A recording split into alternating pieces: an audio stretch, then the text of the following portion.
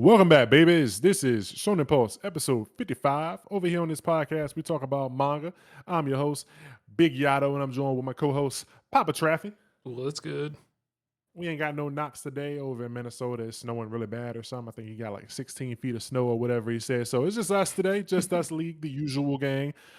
We talk about, I don't know how many manga we talk about now, but we add a new one to the roster. So we talk about Chainsaw Man, Centuria, Dandadan, Shangri-La Frontier. There's two other manga from that magazine that are missing currently.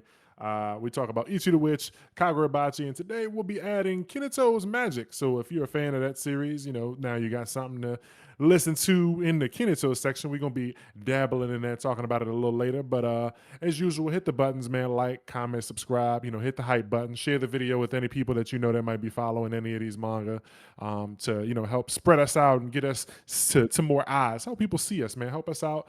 Help us grow. We got Patreon and membership set up. So if you want to support us, with an extra dollar or two, or whatever you want to do, you can do that. But for sure, hit up the comment section because we read the comments at the end of each episode and talk about them for a minute.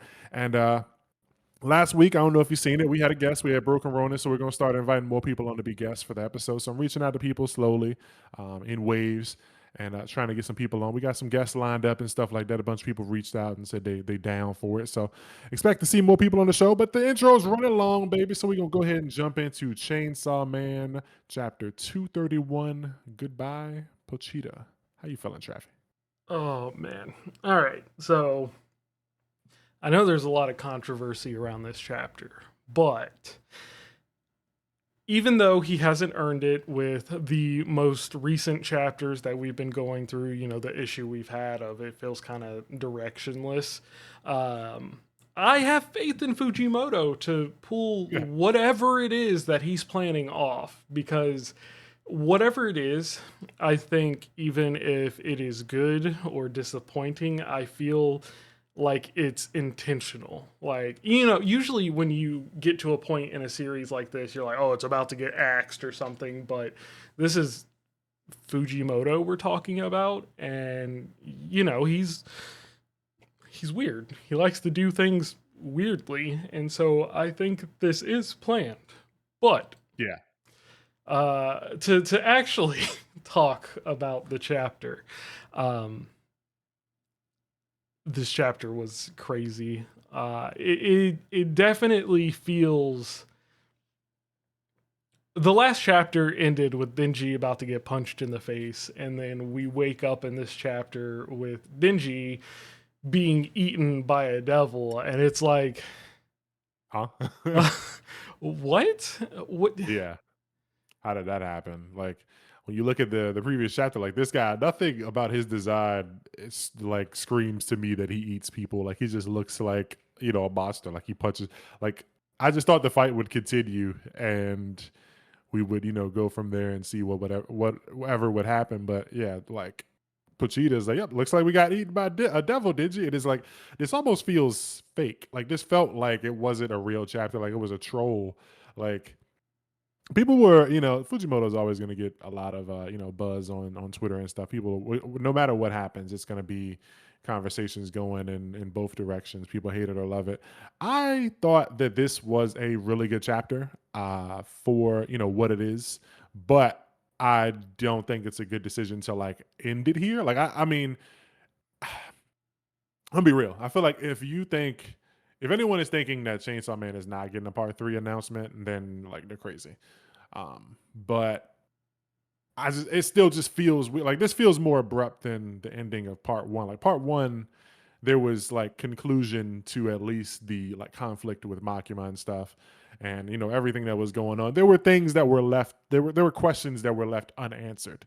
But in part two, not only are there questions left unanswered, but there's hella stuff just straight up. The conflict that we were in the middle of was just unresolved. Like with part one, it was like, oh yeah, we never got to find out what Kobeni's devil was, or what so and so did and stuff like that. And with this is like, so Denji got eaten, but like, what happens to the outside? Where like, is Asa also eaten? What did the Death Devil want? Like we still don't know what Kobeni's devil was. There's so much like not only is the current conflict not resolved, but we still just don't have a lot of stuff we don't know. So the chapter itself was great. I think Everything. so. In regards to what you just said, I think a lot of what this chapter sets up is like a reset of sorts. With Pochita eating himself to erase himself, it's a world in which he never existed. So if things do go back to normal, which is what it looks like because the chapter ends with showing Dingy's little hut, um, I feel like it implies that everything that is happening is because of Chainsaw Man. And that is fair to believe because everybody wants Chainsaw Man's heart. Pretty much Makima and everything happened because of Chainsaw Man. And so if he was never around, those events never would have occurred. I don't think it'll go back in time, but I think it's putting Denji back in the hut and he's still alive because this is the world that it would have been like this had he never existed. Yeah, I feel like it's creating a fucking paradox or something. It's like, does eating his heart like therefore remove Denji from the stomach of this other devil? Like, I don't think it's like going back in time. Like I don't like you said, it's not like going years back, but it's just like from this point on, the world will be as if Pachita never existed. But I don't think that means that the devils that he ate would come back either. I think like whatever has happened, but you just have no knowledge of it. So like the way I saw it was just people continue to not know what stuff like AIDS and Nazis are because Pochita ate them, but now Pochita also doesn't exist. So it's like there's no longer a link to those things. And we saw with Yoru and the nukes getting recreated that those things can come to exist again, but the existence of them in the first place is gone. I don't think they come back. So I don't think people are going to suddenly start remembering the things that Pochita ate. Well, so it's not. Let's take, World War II, for example, right? Chainsaw Man eats nukes or whatever, the nuke devil, and it would then erase everyone's knowledge of this devil. And up to this point, we assumed that if he ate that and it erased their knowledge, the nuke still dropped. They just don't remember it. But in this case, they had been eaten, and Pochita is talking to Denji as if Denji's going to continue his life afterwards. So it makes it sound like there's a fundamental difference between how it worked before and how it worked now. Because the only way Denji survives this is, I guess, maybe if he's still alive inside of the devil, or, you know, it does change history if what Chainsaw Man or Pochita eats, is erased. Yeah, it's hard. Like I feel I think that's the problem. There's so many unanswered questions, and while this chapter itself is super interesting to read and I think good, it's just giving us more questions that doesn't appear we're going to get answers to. I will say, you brought up the fact that Fujimoto could be trolling. And, I could see that being a possibility, like an intentional misdirection with the final chapter or, part two ending, and then it changes to be continued.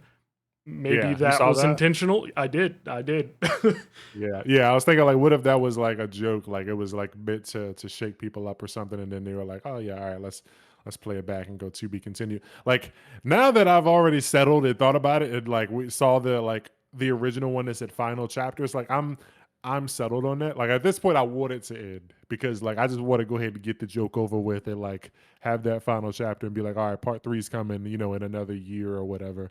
It's like I wanna see like how he's gonna end this, but yeah, it also feels like it's like some super meta shit. And it's like, yeah, this is how the world ends. The series is over or whatever. But then like fucking he pulls like a Negi Hariba and like chainsaw. Yeah, Pochita like cuts the page in half and goes like, and that's how it would have ended if I ate myself or something. And it like doesn't happen like that. I don't know. It's just this chapter is a mind fuck, man. Because like, what do you mean you're gonna eat yourself and just erase your own existence? Yeah, I don't know what that implies because we don't know for sure how, Pochita's stomach works. Yeah, And we did previously question this when Denji ate death because it's like, how would that affect people who are already dead? Would they come back to life, yeah. or would people just not remember they died? And That and we didn't like get an answer to that.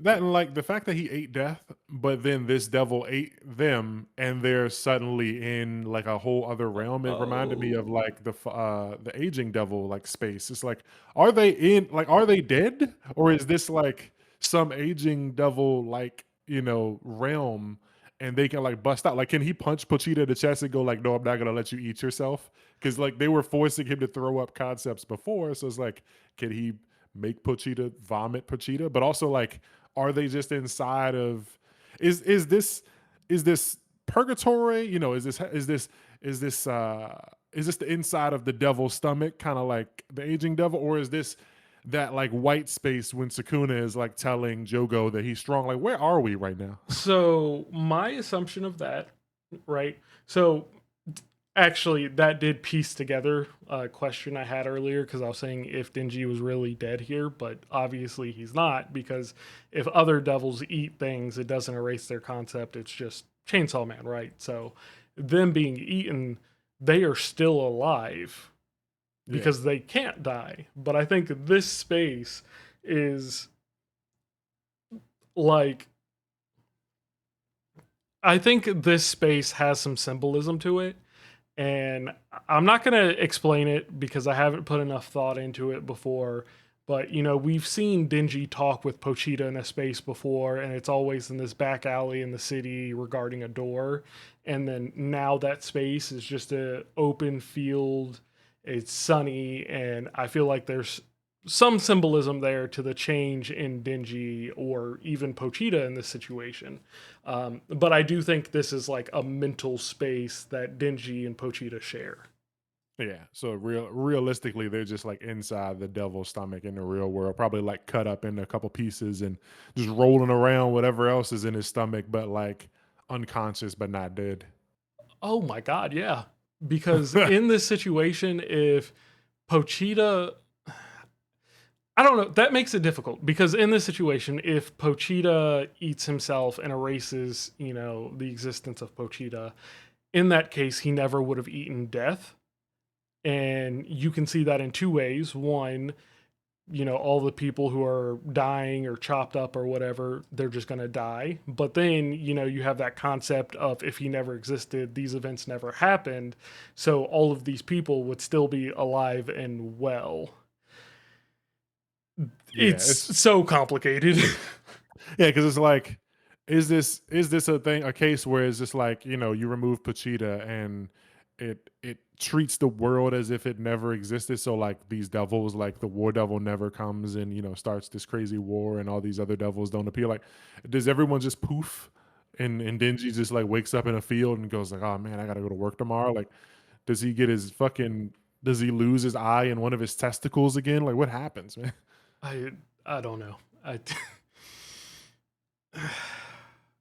It's such a mind fuck, and to go like final chapter in 2 weeks, like we don't even get to like see the new chapter in 2 days to get these answers. We just got to sit on it for another week, like 9 more days. Like, come yeah. on, bro.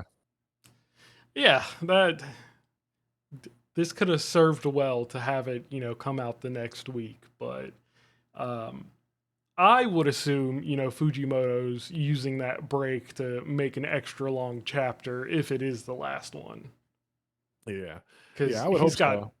he's got a lot of explaining to do. With Fujimoto, I'm not going to assume he's going to explain literally everything. I feel like there will be a lot left out, but he needs to at least go over the most important parts to the plot. I feel like what we're gonna get is gonna be like even if like say we do get a long chapter, like a 40-page chapter. I feel like 20 of those pages is just gonna be like Denji's everyday life, like waking up, eating jam on toast, and like going, walking down the street and stuff like that. And just like you see his life, and like deep down, like in his soul somewhere, something's missing, but he doesn't know that he lost like his best friend because Pochita never existed. So it's like it's sad that he lost his pet, his buddy, his heart, and we got to deal Yeah. with that. But like he also doesn't like, he'll probably see Asa like walking down the street or something, have no clue who she is and stuff like that. Like, how far is this fucking reversal thing going? Is the question. And I don't like, know. yeah, like do devils just not come anymore? Because no, because there were always devils, but like, do they stop? Like, I don't know, man. I feel like the chainsaw devil caused a lot of like devil activity. Yeah. It's kind of like, when superheroes have this conflict of like, because I exist, these villains are showing up. Yeah. That's kind of how I interpreted that. Yeah, that's kind of how I'm feeling too. It's like if he goes away, does everything that he normally would deal with go away too? People just live normal lives, but yeah, I don't know. I feel like it's gonna be a sad ending for Denji. But even then, like, what would a part three look like, man? Like, it'll just be like I saw people were doing edits, and it was just like the volume one cover with Denji on the front, but it was just Denji not in Chainsaw form, and it just said man. Instead of Chainsaw Man, just man volume one or whatever. And then uh, like there's like could we do fucking the War Devil? Like could he just like change it and do like instead of Chainsaw Man, like War Devil Woman or some shit? Like what can we even do, man? Like it's so crazy this chapter. I don't It can know. go so many ways. Maybe that's just an example that there won't be a part three. Yeah, but I feel like it'd be crazy to not do a part three after an ending like this. Like to just suddenly up and leave. Yeah. Like he's literally at like a party and everybody's like having a good time, and then he just like walks out and just Sudoku's himself. It's like, oh, okay. Like what? We were eating nachos and watching, Scary Movie 3, and he just ended it all. Like, what the fuck? Yeah. This is a weird chapter, but it was good. Like I said, I really everything that happened in this, like everything about this chapter, I felt like was basically perfect until I saw the final chapter in 2 weeks thing. I was like, huh? What do Yeah. you? What the fuck do you mean? Like I was vibing with it. Like the shit Pochita's saying, I'm like, yeah, okay, I can see, why he would feel that way. And he's like, Denji's, on this, like, I was so close to having sex, we could have had it all. And he's like, nah, man, it's a good thing you didn't get. It's so funny that bro is just like, it's a good thing you died a virgin. Now I'm gonna just remove myself from the equation. Like, bro, what Yeah. what happens, man? I I I genuinely have no idea. And it is, pretty funny that that last line, the part 2 ending in 2 weeks is kind of what tears the chapter apart. Cuz if it was always just to be continued, I don't think anyone would really give a second thought about it. Like of course they'd end the chapter and be like, wow, okay, what just happened? But then, Yeah. you have this expectation that whatever just happened will be flushed out. But when you see that the next chapter is the final chapter, you're like, there's no way he can explain everything that needs to be explained in one chapter. Yeah. Because there's just too much, like too many characters and things. Like I can forgive like not giving Denji his happy ending, as crazy as that sounds. Like not giving Denji the things that he wanted, because Pachita's making his points, and it's like, okay, I can see that. But like there's so many other characters that we either don't see or just like, we want to know what's gonna happen with them. Yeah. Yeah, I It's don't. just it's just crazy. Like so many concepts and things. It's like this is when a manga ends, people be hating on them when it's like, oh man, they forgot to do this and this character never did anything. They were a jobber until the end. And why didn't I get an arc for this character stuff? And it's like to do that on purpose with like your entire series, like nobody gets a conclusion. Like that's Yeah. insane. I And don't know. I don't Cheetah's know just what satisfied. I don't know what comes next. Yeah. Imagine it does just end. Like at this point I do want it to end, and like I hope that like a part three comes like in a year or something again. so we can just like so we can have have a conversation and get it over with and like give a whole like all encompassing like thoughts on the series or whatever, and then kind of like move on about our day. But like if he ends it and goes like part three, it's like man, we gotta see what that's gonna be like, and who knows how long that's gonna take. We find out part three is a prequel, and we just follow Pochita and why everybody knows Chainsaw Man. Yeah, I feel like Chainsaw I Man feel like Zero. I am ready to like cover something new on the podcast too. So it's like on one hand, I'm like, if Chainsaw Man ends, we can replace it with XYZ. But then at the same time, it's like, oh man, if it doesn't end, then it's like my hopes that we're up for like talking about a new series are crashing down or whatever. Because it's like, oh man, we got to talk about. Not that I dislike talking about Chainsaw Man, but it's like, oh yeah, we can't talk about that other thing for like who knows how long. But I don't know. I feel like it's really gonna end, but like whether we get a part two or not is just something that's it's hard to think about. Yeah, Part three, I mean. yeah. But yeah, this chapter was great. The hug, Pachita just fucking talking in big doggy form, and this fucking page, the keep on dreaming, didn't you? When he's got his heart in his mouth and he's fucking giving it a piece out. This shit had me cracking up for like the legit. Like even today, I was rereading the chapter and I just was laughing at that shit. Cause like, what the fuck, dog? I could just hear his voice is like little doggy. Keep on dreaming, man. Pochita's just So the like silly little guy. yeah, like a South Park character voice. Like this shit is so stupid. He's just eating his own heart. Bro said, "Keep on dreaming." Peace sign. I'm fucking out of here. Like you really just uh, leave the main character like that. Like see you later, dog. have fun with your normie life. Yeah, bro. Like dog, you were his life. Like he did everything he could to keep you both alive. Like y'all were both eating the fucking jelly bread. Yeah. Bro said, He didn't have to share that with you. "Yeah, I've seen all the dreams I want to see." It's crazy. Yep. Yep. Yeah. So that was a chapter of all time. So I guess next, not this week coming up, but 24th is what we gotta wait for and see what happens. It's too far away. Yeah, Fujimoto definitely knows how to make people fucking just want more. That's definitely true. Yeah, like he mastered this art of like doing shit and being like, damn, I really need to know what the fuck gonna happen. Even if you don't like the series, it's like you want to know how the fuck this shit gonna end. Like, where the fuck are they, man? Like, is this the moon in Majora's Mask? Like, where the fuck are we? Where is this place? I don't think we're gonna find out anytime soon. Yeah, like imagine next chapter, like the final chapter, just like doesn't have Denji in it at all. It's just like Asa and everyone else, and they just know Denji. Like, does Denji just get his heart back? Because his heart had got like stabbed and shit. Like what? So many Well, questions. it I don't know, cause like you mentioned the eye and ball earlier, and he lost that before he joined with Pochita, and then of course it healed back. So you would assume those would still be gone.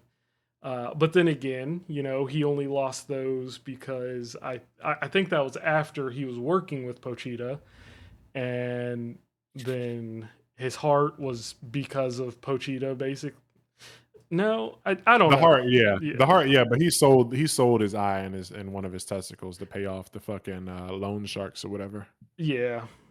I don't know. I don't know how the rules work. Yeah, and does Asa's body just fall apart? Like, I don't because remember she got know. turned to slop, and Yoru was like, "I'll fix you" or whatever. So, yeah, this is a tough one to think about, man. But guess we'll see. In 2 weeks, well, Yeah, 1 week now. yeah, an additional week, about 9 days. Yeah. So, I think I'm stumped for this one. You got anything else for it? Nah, I'm good. All right, that's gonna do it for Chainsaw Man chapter 231. Goodbye, Pochita. Now jumping into Centuria chapter 85, the unholy city. And this is a good chapter for what we got. We got so I don't know if I think it was the last chapter or last week. we didn't have a chapter, but I mentioned it in the comments or something. But I was saying I feel like this guy's name is pronounced like Sheoldrick or whatever because of like the sound Co makes, and it's kind of like there's a card or something in Magic the Gathering named like Sheoldred, and then there's like in Dungeon Crawler card, hell is referred to as like Sheol, and it's like it sounds the same as like Co, so Seadric or whatever. I feel like it's probably pronounced Sheoldric or whatever for like hell flame. So I don't know how you feel about it, but how I'm just gonna pronounce the dude's name. Um, from here, unless somebody with better pronunciation comes along and proves me wrong. Yeah, I'm But just gonna say Seadric. okay, yeah, we'll just fucking manga it, yeah. So fucking yeah, dude's throwing hands, man. And this chapter was cool because like it made me think that excuse me, like for the longest time since we were introduced to like the Irish stratum, like and everyone under the king, I just kind of assumed that everyone was just like evil for some reason. Like I never thought that these could be like normal people or whatever. And like not to say Sheodric or Sheodric or whatever isn't evil, but like to see him training and respecting this old master or whatever and just doing all this stuff. Like you never see this for like the antagonist. We don't be seeing them doing push-ups and like sparring with people. This is stuff that you usually see like the main character doing or an ally of the main character, someone who's gonna be an ally, but to see like an antagonist doing it, or at least a future temporary antagonist doing it, is interesting because it tells me that this dude isn't like fully evil. Otherwise, he'd just be murdering and not like thinking about his own like body strength, unless that's his vibe. But I don't know. This is maybe like sit back and look at the story and the characters a little differently because I just assume everyone was evil, but they don't have to all be like terrible people. He just wants to fight the strongest, and Arcos was the strongest to him, and Arcos got killed, so he wants to fight the guy that killed Arcos. So this character's very interesting to me. Yeah, and so like in my personal opinion, I haven't really considered anyone to be truly evil besides Arcos, because Arcos did just enjoy killing people. He didn't necessarily care about the mission. But even when we look at like the king, we haven't seen him do anything villainous. Like he takes care of his kingdom. Yeah. If we look at Elstree, it's just this loyalty and this need to protect the king that's driving her motives. And it's like, yeah, killing a child is evil, right? But, she has a reason for doing that, that she personally thinks is righteous. And I don't know, because like when you look at certain villains or antagonists, some of them may have like justified reasons to do evil things, but you really recognize them as a villain because of what they're doing. Um, And whose way but they're standing in. Like she's getting in the way of Julian and our main character crew. So it's like she's automatically seen as like the bad guy. Yeah, and so it like the closest thing that I can relate the situation to is whenever you think of something involving the Antichrist. So like when you think about the movie The Omen, and they're trying to kill the literal Antichrist, the child of Satan, and you're not like, oh, they shouldn't do that. You're like, yeah, they should definitely do that, and that's kind Yeah. of how I see how Elstree views Diane, and Yeah. it doesn't immediately cross my mind that, oh hey, villain. Yeah. um At the end of the day, Elstree isn't like drooling and going like I want to murder a kid. It's this child will grow to murder the king of this kingdom and ruin everything. Thousands of people will be without a just a fair ruler or whatever. And this man saved my life, and it's like everybody's looking at me crazy because I want to kill the person who I have seen the future, and they will like murder the king if something isn't done. So it's yeah, like yeah, it's not that she's fucking horny for murder, but it's like I can't let you kill, my boss. yeah, the only three people at this current, or I guess not technically people, but the only three characters within Centuria that I currently see as villainous, is of course Arcos, Helm, and whatever this goat creature is that's inside of Diane. I don't think Diane's a villain, but I do think whatever is, inside of her and communicating with her is. That's really the only three I see. Yeah, I think there's a strong argument to say that most of the people that are in like the witch's coven are probably evil. Like Yeah, they're they're probably like straight bad guys. The unholy city, like this does whatever you're doing. Like looking at the last page, like whatever you're doing here is not for a good reason. Like they're not fucking doing this so that they can have like a good field to grow potatoes in. This is some dark and dirty fucked up shit. Like they are sacrificing people in these buildings. This is a yeah. Culling Games colony ritual. Like what is happening here? Yeah. Just a giant black column in the sky that is covering a city. Yeah, nah, this is not good stuff. So the witches are definitely evil, but like, yeah, Arcos and Helm and whoever is sided with Helm is fucked. And then, like you said, the goat devil demon thing. Yeah. But yeah, that was generally talking about the chapter. But to actually talk about the chapter, um, I really like Theodric's character so far because like this whole beginning of the chapter is him explaining that while it's almost impossible for a well-trained ungifted human to beat a gifted human, there are examples of just normal people who are strong enough to fight on level with the gifted. And so he recognizes that and he's like, I have to be physically strong and not just rely on my gift. And I feel like that's something that um, Julian has had to do throughout the series since, his power only works in the ocean. Yeah, Although we haven't seen him get any kind of formal like martial arts training or anything like that, he does seem to know how to carry himself in a fight. yeah. I think a lot of that can be also, given credit to the fact that he can't like since he's immortal, so he probably is willing to throw himself into harm's way a little more than the average person would, but also like barely avoiding like if an attack would normally like hit his heart, he probably won't flinch at it the same way a normal person will, and that might throw off his opponent. Like, oh, this dude don't give a fuck, but then he also like slightly dodges, so you actually don't hit the vital area, and then like he takes advantage of that moment of uncertainty from his opponent. Like I can see stuff like that being a big part of Julian's fighting style, where it's like he doesn't have to worry about dying because he has 98 lives left or whatever, but he still doesn't want to throw them away. Yeah, yeah. It's just And it's. Oh, go ahead.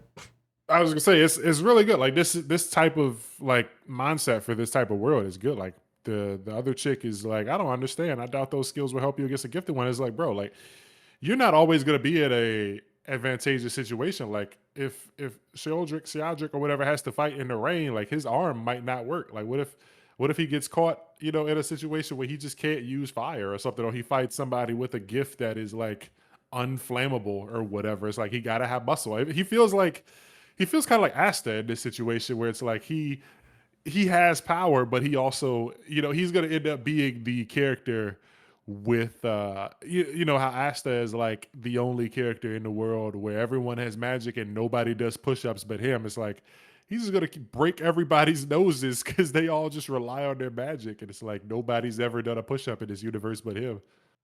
Yeah, yeah. It's just it's really leading into the excitedness for the fight between these two and how that will go. And Yeah, along with that, this chapter as a whole, I think it's continuing to feed into that thing that we personally wanted to see, which is it, kind of going away from the main cast. And I like the way it's doing it because it's not leaving the main cast out of the story for a long period of time. It'll do like one or two chapters away from them and focus on a group of characters, move back to Julian's group, focus on another group of characters. Like, if someone picks up Centuria at chapter 85, don't know why you would do that. They'd be like, oh, is Theodric the main character?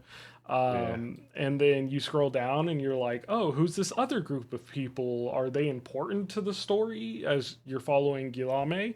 And I love that. That's cool because every character, even the side characters, feel flushed out and well thought about. Yeah. Like I want to know what these guys are doing. They've fucking not imprisoned or captured or whatever, but like they're carrying, Orthros, and they're trying to like get his mind freed and stuff. And it's like I'm gonna infiltrate the castle, and like what's his plan? Like is he I have to convince Sir Visoka, the Obliviator, to release Orthros from his mind control. So it's like, is he using the plan is to like use the disguise to walk in, and then once he finds Visoka, he'll go like, "Yo, I'm not Orthros, but like you really need to free his mind," or is he gonna like is he hoping that like he can do something weird and Visoka goes like, "Hey man, go sit down," and then when he doesn't, Visoka's like, "Oh man, maybe my powers don't work. Let me like turn it off and back on or something," and then realize that Orthros isn't, in the room or something. Like I want to know what this plan is really, besides like convincing him. Maybe he worked under Veselka, and so like he has a actual personal relationship with him, so he thinks that just talking to him will be enough. Okay. I feel like, yeah, I'd have to go back and look because I feel like these guys had some sort of relationship either with Visoka, and it was mentioned, or maybe they had a relationship with Orthros. I can't remember because these guys were in he was in that village when they like attacked and killed people when they were trying to kill Diana, I think, and then they came. I Yeah. don't know. I don't remember. Yeah, I gotta go back and look, but yeah, I was also just shocked that Orthros was like a guy. Like Yeah. Yeah, I I mean, thought. I kind of expected it, but it is weird seeing his face. Yeah, like I just assumed that he was kind of like a phantom in like armor. Like I didn't think they would take the armor off of him and he'd just be a dude, like a mindless dude. Because I feel like when he was fighting, his like helmet and his cloak and stuff was kind of like doing some phantasmy shit, and you take the suit off him and he's just a guy. I was like, oh okay, so he's not return the slab. He's not like that. He's like a real dude in a suit that's the plague or whatever. Like this is interesting. And what's he gonna be like once he gets his mind back? Because I think they said he was like super like by the books, a good guy, and he was like super goody goody, and he couldn't live with himself, but because he couldn't live with like killing, but because of the power he had or whatever, he wanted to like lend himself to the king. So Yeah. I think he asked Visoka to like make him a zombie so that he can be useful or something. So like once that is removed, like what does he do? Does he go like, oh my god, what have I done? Like was he just expecting to be a zombie forever and he freaks out when he gets his consciousness back? Like I don't know. That is kind of difficult to predict. yeah, this story is going in a lot of interesting places, and like I was confused for a second, and I immediately realized it. But like when the chick comes in the room to tell Buddy Boy that Elstree and Helm are at the fucking gates, and then you go forward a little bit more, and then the chick with the fucking Chun Li buns and Orthros appear at Balcarloa. I was like, okay, so like. Wait, they're not there. Like this is Seadric isn't at Belcarloa. He's at like the palace or whatever. So like the story is being told in like three locations right now, and I'm all for it. Yeah. Yeah. Like I like I didn't think we would focus on these characters. Like I thought maybe we'd see them pop in and out like once or twice, like with the main character, but I didn't expect to have like a focus on them in a chapter like this where we not only have we like gone away from Julian and Co to focus on like Arcos, Altus, but now we're going away from Julian to focus on Altus and Cedric the Entertainer and Orthros and crew. It's like there's so many places that we could bounce to, and I really fuck with that because it's like there's so much happening in this story, and I wasn't expecting like a side cast type of character to appear at this Balcarloa place because ever since they announced it, like we're going here and this is the unholy city where witches do their witchy thing. It was like, oh man, I can't wait till we go there. So to have a main character like accidentally stumble on it, it feels kind of like a Dracula's moving castle type of thing where it's like, how did you not know it was here? Like you just yeah. oopsie daisy bumped into a fucking column? Like, how'd you not know where you were going? Is it not marked on the map? Like, How did you not see that like miles away? yeah, like what? It feels like it just appeared or something, and the dude is like, oh yeah, like he know, like it's a regular thing. Like yeah, sometimes the witch's fucking crib pops up, and just get the fuck from around here, and he's like, oh man, you didn't look up at the sky, you just been buried in that map. It's like, where the fuck did this come from? Yeah. I do really like that, they're going back to continue what happened with the fight with Orcos. That I wasn't really expecting that. I kind of just thought we would get it like in reference in the future. Yeah. Oh, you mean Orthros? You said Orcos. Oh, I thought I said The Orthros. Yeah. there was a K in there, player. Oh, my bad. But yeah, yeah, it was like I don't know what I was expecting, but like these characters were the last things on my mind. Like I thought we would focus on something with Julian and get some sort of preparation for his battle, but nope, just his opponent and side characters. So it's gonna be interesting to see how all these things kind of come together. Yeah. That's I feel like they are building into something that is like an interlinked web and we're moving towards the center and I can't wait to see what that is. Yeah, yeah, because like he knew, he. Wait, I'm surprised you haven't heard there are cases of normal humans felling gifted ones. So like I don't know if he knew. Um, what was her name? They call her Amber Ingval? now, but Angval. Yeah, I don't know if he knew Angval. Probably because she was like a legendary warrior. Like, Yeah. so he probably knew her. But like to now, they're like your friends outside, along with Elstree and Helm. So it's like he can go outside, and he's like, "What you bitches? What the fuck? What is she? Both of y'all are supposed to be dead. Like, what's happening? Like, I want to see where this goes. Like, does he just snap and murder Helm right there? Like, bitch, you brought back like my friend, and like this, his brain isn't all the way there. Like, man, what happens, bro? Yeah, I don't know. I had a thought, but I lost it. Yeah, yeah. Maps were funny back in the day. I'm looking at this map on like page 18, where she's like a soldier, and it's like the map looks very video gamey. It doesn't look like a map does nowadays when it's like just highways and shit. You see like mad streets and stuff. It's like there's a big swirl, which I guess is like a lake or something, and some trees and shit. It's like maps are funky. Yeah, it looks like someone drew it. Yeah, somebody definitely drew that shit. But yeah, no, this is a good chapter, and I'm looking forward to seeing what Buddy do, man. But I really have no idea. Like, I don't have the slightest clue, what the next chapter is gonna be, like where it's gonna be. Because now we know that the chapters can be any one of like 5 locations now. So Yeah, it keeps it fresh. yeah, but yeah, this city is looking cool. I am very hyped for Balkaloa. Very very Culling Games vibe with the fucking pillar of darkness in the sky. I the timing on it feels a little strange. I wonder if that's where Seadric and Julian are gonna fight.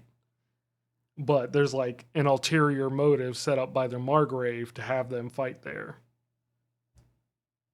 Yeah, we need a map. Like they got a map. I want a map. I want to see like where these things are like in distance because I imagine that like the kingdom because they went to this like Rumir place where the Margrave was, right? Or was Rumir where they Yeah, came from? Either way, yeah, they went to some place away. I imagine away from like the kingdom where like Elstree and them were and where Buddy's training. So it's like I feel like they're all in a bunch of different places like Clover Kingdom, Spade Kingdom, and all that shit. Like I feel like they're in different kind of like regions.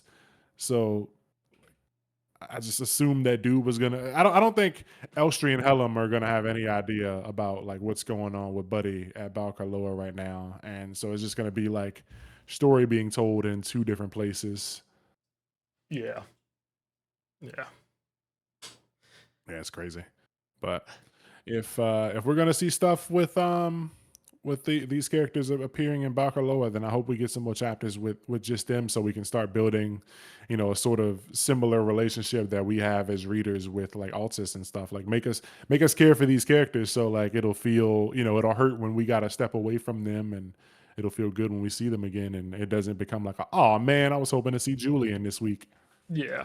Yeah, definitely. I mean, I already kind of feel that way. Like they were introduced at the beginning of the series, or one of them was. They came in, they saved Julian. You know, they showed they were kind and good people, and that's generally a good beginning to start liking someone. And then you see them in this chapter. I'm like, oh hey, it's nice to see them. So it's like I think they've already achieved that with their minimum screen time. Yeah, yeah. I'm looking forward to seeing what comes next. So Centuria, I think is doing a good job. It's kind of made itself like a staple in my things that I read.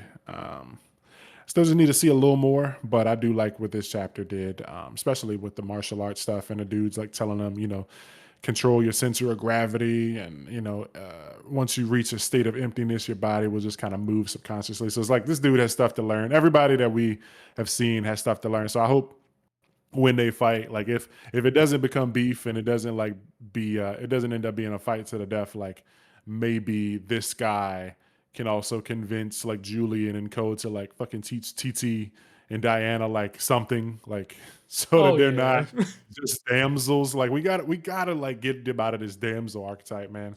I can't yeah. just have them being, fucking Julian can't just be protecting them I mean, their whole. Diana's fine. That's still a kid, but TT definitely. Yeah, she's got to learn something, man. Like, even if it's just like sneaky, I'm pretending to be useless, and when you turn around, I slit your neck or something. Like, learn how to mix poisons or fucking fire an arrow, throw a fucking bola or something. Like, she's got to be able to do something. A dart. Yeah, I just need her to not be a liability. Yeah. something. Give us something for TT. Anything, bro. Fucking anything. Blow poisonous smoke in people's faces or something like powder, something. Anything. A teeny dagger. A fucking pet. I don't know. Anything. Yeah, bro is buff. We'll have to see though. We'll have to see. Yeah, so I think that's gonna do it for me for this one. You got anything else? Yeah, no, that's it for me too. All right, well, that's gonna do it for Centuria chapter 85, The Unholy City. Now jumping into Dandadan chapter 228, The Old Timers. How you feeling about this one? Oh man, this was definitely a lore chapter. Just to kind of further explain the Black Paladins and everything that's been going on with them, specifically the fact that there are 13 noble families and they are all basically fighting to conquer the world. Yeah. Um, and then, it explains the one invading our lands now is Vlad. And the part that kind of threw me for a loop here is, it says the one invading our lands now is Vlad. And then you look at the guy and you're like, he shares a resemblance with Vlad Tepish. And so that's cool, but it's like, are they gonna take this? I mean, they kind of already are, but Vlad Tepish was thought to be a vampire, and this Vlad is basically feeding on the powers of other people or these fairy tale cards. So it kind of Yeah. fits, but it's like, does he have his own powers aside from that? That's in relation to vampires. But then it hits Yeah, I us with didn't a prince from the Delacroix family, and I don't think he was from the Delacroix family. Yeah. No, I don't think so either. I just looked him up. Vlad the Impaler. Yeah, Vlad Tep. Yeah, I didn't even think about that. No. He was regarded as a hero in Romania due to his opposition to the Ottoman Empire. Um, yeah, I don't see anything about Delacroix. So yeah, yeah, this was just very interesting. Like my first thought when seeing this was like, duh, I forgot all about the Black Paladins because they mentioned them, some 30 to 50 chapters ago, and I feel like everyone forgot about them. Because like I saw people tweeting like when when you get to the last page and you see the hooded dudes, somebody was like, "Damn, they got the KKK and Dandadan now," and I was like, "Well, we already saw that. yeah, we already saw that. I mean, it's fair to forget, but like now, nah, they've already been there. Like they've been in the story, operating in the shadows or whatever for a while. But What this chapter made me think of when I was like reading this first 3 pages was, so not only do we got Kenjaku with Red, not Red Baron, but Vlad. Saint Oh Germain, yeah, and no. Saint Germain using the fairy tale game, and Vlad kind of doing like a similar culling games type ritual thing where he's like activating, putting these spirits in people, kind of like maturing them up and then feeding them into some like power source to feed to another god. But we also got some some succession war going on here from Hunter x Hunter, where these have you are you do you read Hunter x Hunter? I do not. You don't? I don't. Okay, so the current arc in Hunter x Hunter right now, have you read any of it or watched any of it?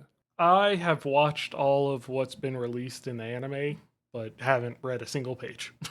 Okay, so spoiler, the current arc that takes place literally like right after the anime ends, there is a ongoing war between 13 or 14 princes who are all secretly trying to assassinate each other, and it's for a ritual. They're all trying to become like the next king of like the Kakuin Empire, or whatever. Kakuin, I forget how it's pronounced. It's been a while, but they're all trying to fight for the role or whatever. But all of them have nin abilities that were given to them through like a ritual. So like the king, their father, gave all of them abilities and put them on this boat with like 4,000 people. There's like 4,000 people on the boat, probably more. And everyone is like under the impression that they're going to like the Dark Continent. But while that like voyage is taking place, there's a secret war between these 13 or 14 princes, all trying to assassinate each other on this ship. And they all have like hundreds of people like under them. And there's just a lot of like back and forth cat and mouse, like who can you trust, who's on our side and shit like that. And it reminded me of this because it's like, we were talking about like what the fuck is the end game, like with this Dandadan guy and stuff. And it's like, not only is he kind of Kenjakuin, but we're also getting a little bit of like the I just forgot what I called it. The not ascension. Secession?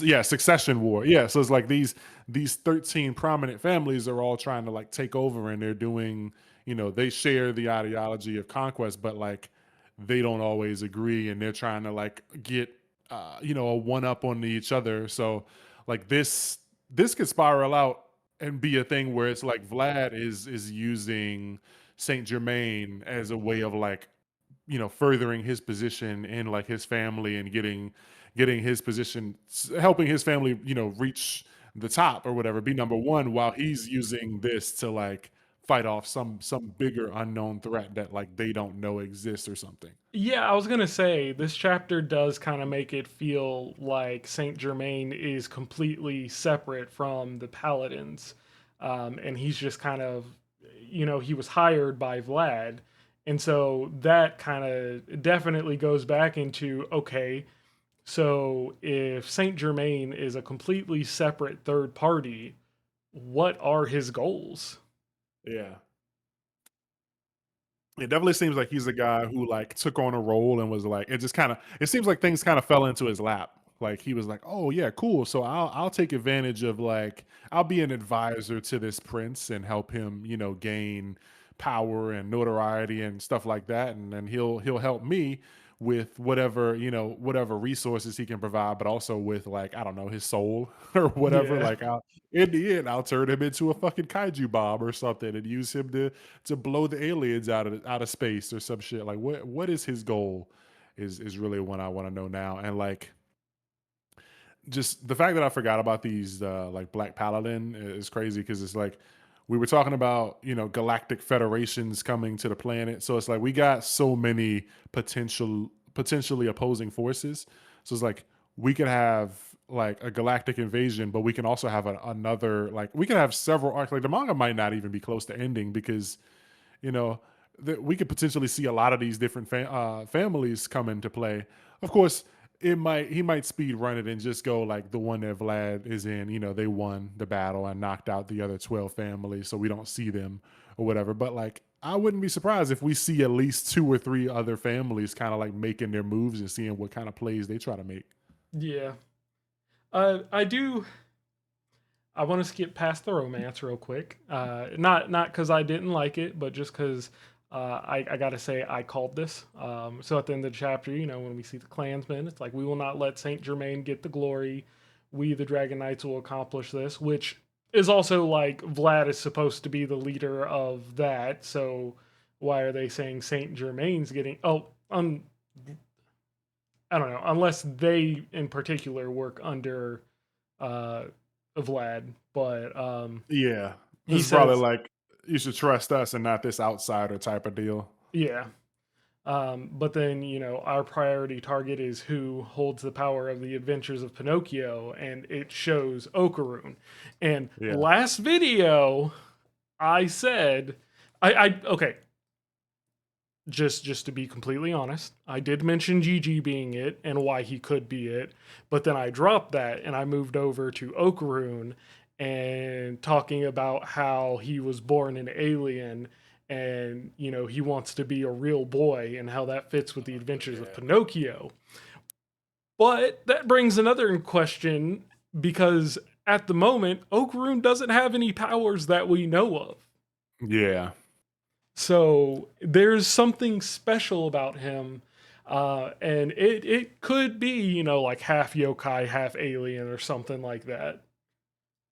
Yeah, it makes me think like, is this a situation where they know he once had powers and they think he still does, so they're coming to like take the powers that he no longer has? Or is it a situation like I don't think it was ever confirmed.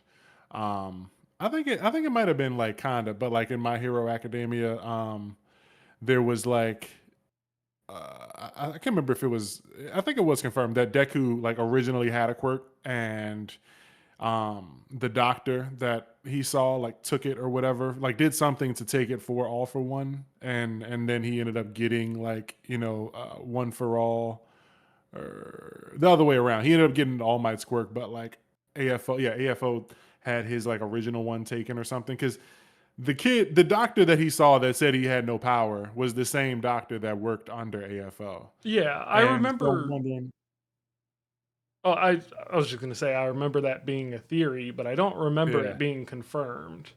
I think they showed at some point, like at the very end of the series, they showed a moment where AFO was talking to a man who, like, they did. I think they didn't like they like purposely like hid his face and was on some shit like, "Oh yeah, thanks for having your doctor look at my son," or something. I feel like that happened. I have to go back and look. Anyone who remembers, My Hero or whatever, that those like areas, feel free to chime in and tell me I'm full of shit. But either way, whether or not that's the case or not, I still feel like that might be what's going on with Okra. Like maybe he did always have a power, and then he was also given another power. He just didn't know he had that first one. Like maybe he never unlocked it or whatever. That, or like you said, maybe he's a fucking alien or something, or like he's a spirit who forgot he died and has just been living, all this time. I don't know. It can go fucking a million ways, but yeah, him being Pinocchio and wanting to become a real boy is definitely interesting, and also just the lies part, because I mean, He's right now lying he's about. lying.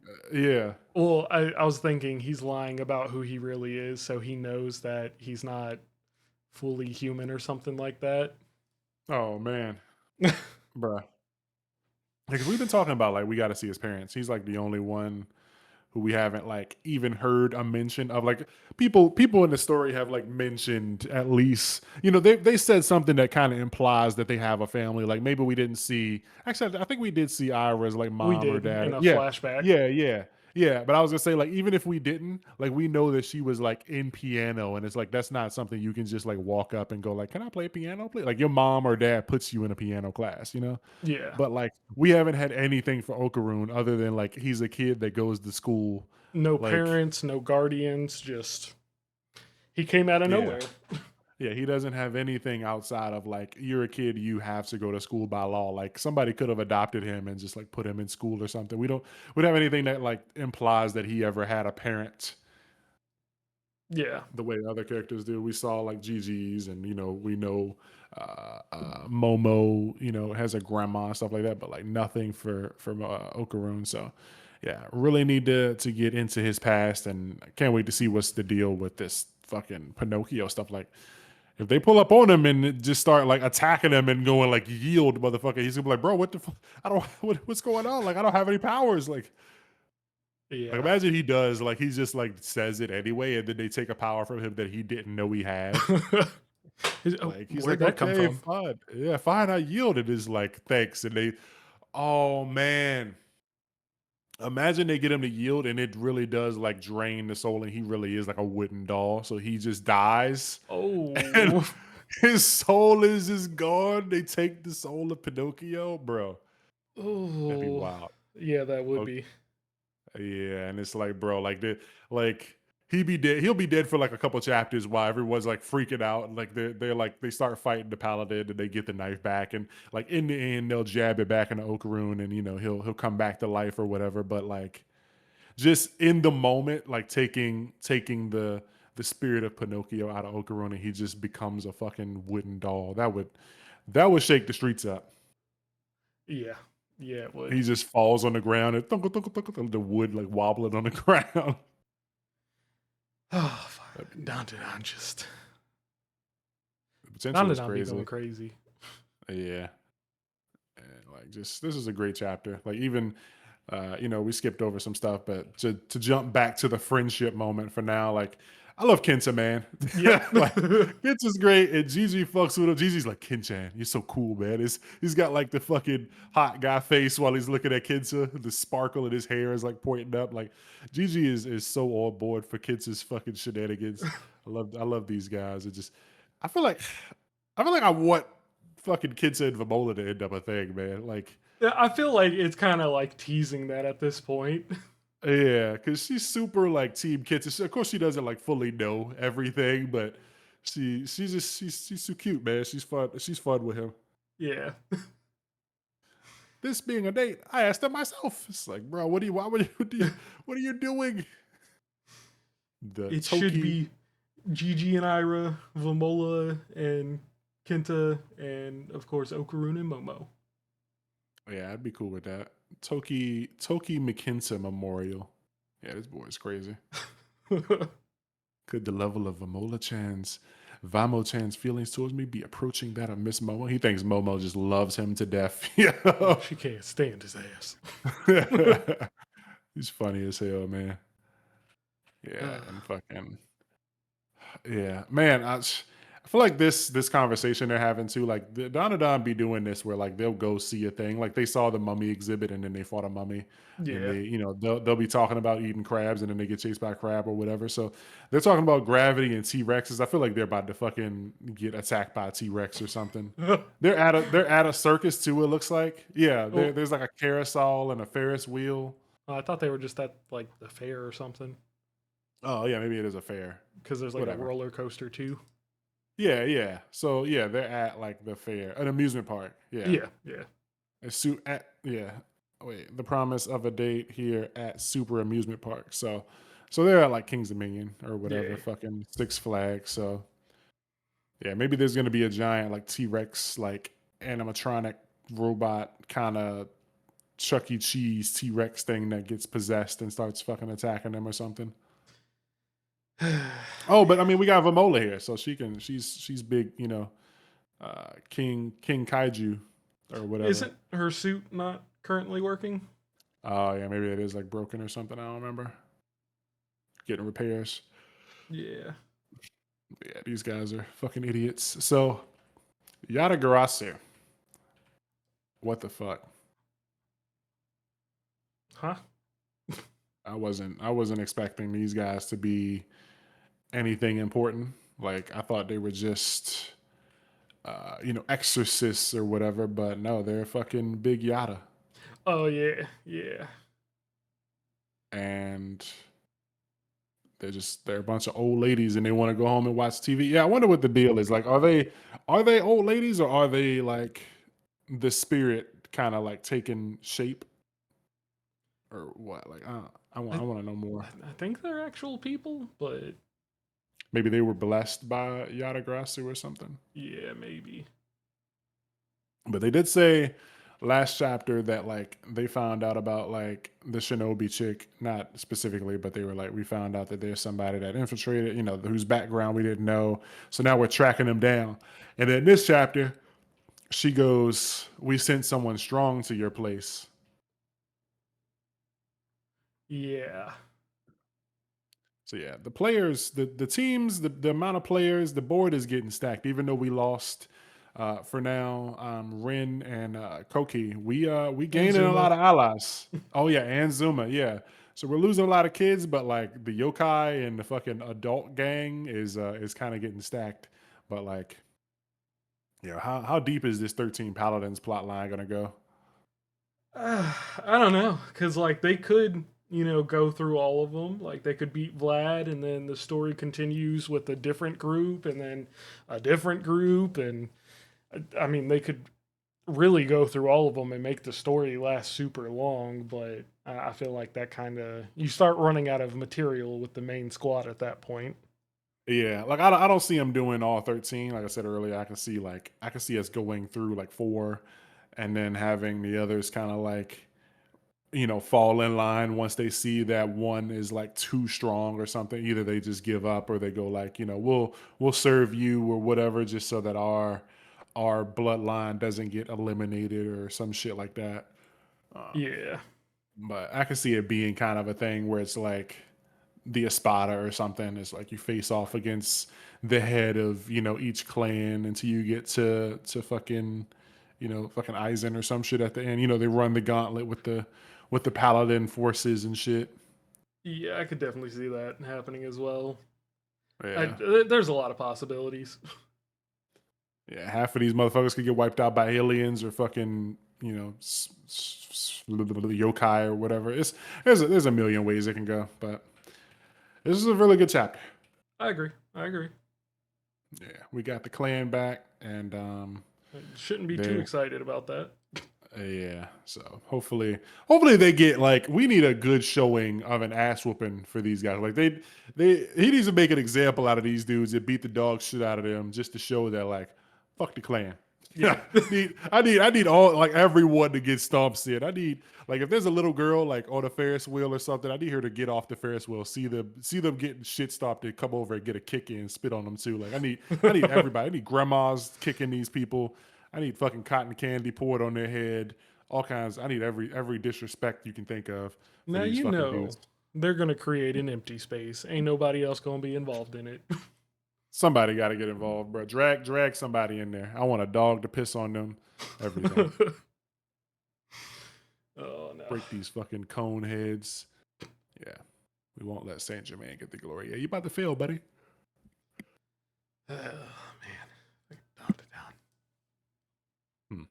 Yeah, Dragon Knights. Dragon Knights, and they're talking about T Rexes. We about to see a T Rex and a dragon, fucking like a dragon spirit casted over a giant T Rex statue or some shit. I I would feel like they would show that because like if a giant T Rex just comes out of nowhere, it's gonna be like, huh, where'd that come from? Yeah, yeah. uh, Well, in order to complete the fairy tale card, we now need the power of Pinocchio. Yeah. So I'm squeezed out. You got anything else for this one? nah, I'm skeeted. All right, that's going to do it for Dandadan, chapter 228, The Old Timers. Now jumping into Shangri-La Frontier, chapter 258, Sword Wolf against Lightning Flame Beast, part 2. And like, I think his name is Izuku or Izuto. I have Ikuto. I got to look at the comments to tell, so forgive me for forgetting in the moment. But like they were saying in the comments last week, we will see very soon who the title is referring to, and yeah, I get it. So, Sword Wolf is, I'm guessing, still, yeah, Swords Wolf, and well, I mean, I guess I'm still, I don't know. Like now, I'm not confident now that I'm saying it. I'm guessing Swords Wolf versus and Kazo is the Lightning Flame Beast or whatever. Um, Unless it's not pertaining to Katso and it's pertaining to whoever's gonna fight next. oh yeah, you're right. Like it could be that like the main meat of this battle is gonna be Saiga 100 versus what's her name? Not Pencil Gone. Kyogoku. Yeah, Kyogoku. Maybe it's that.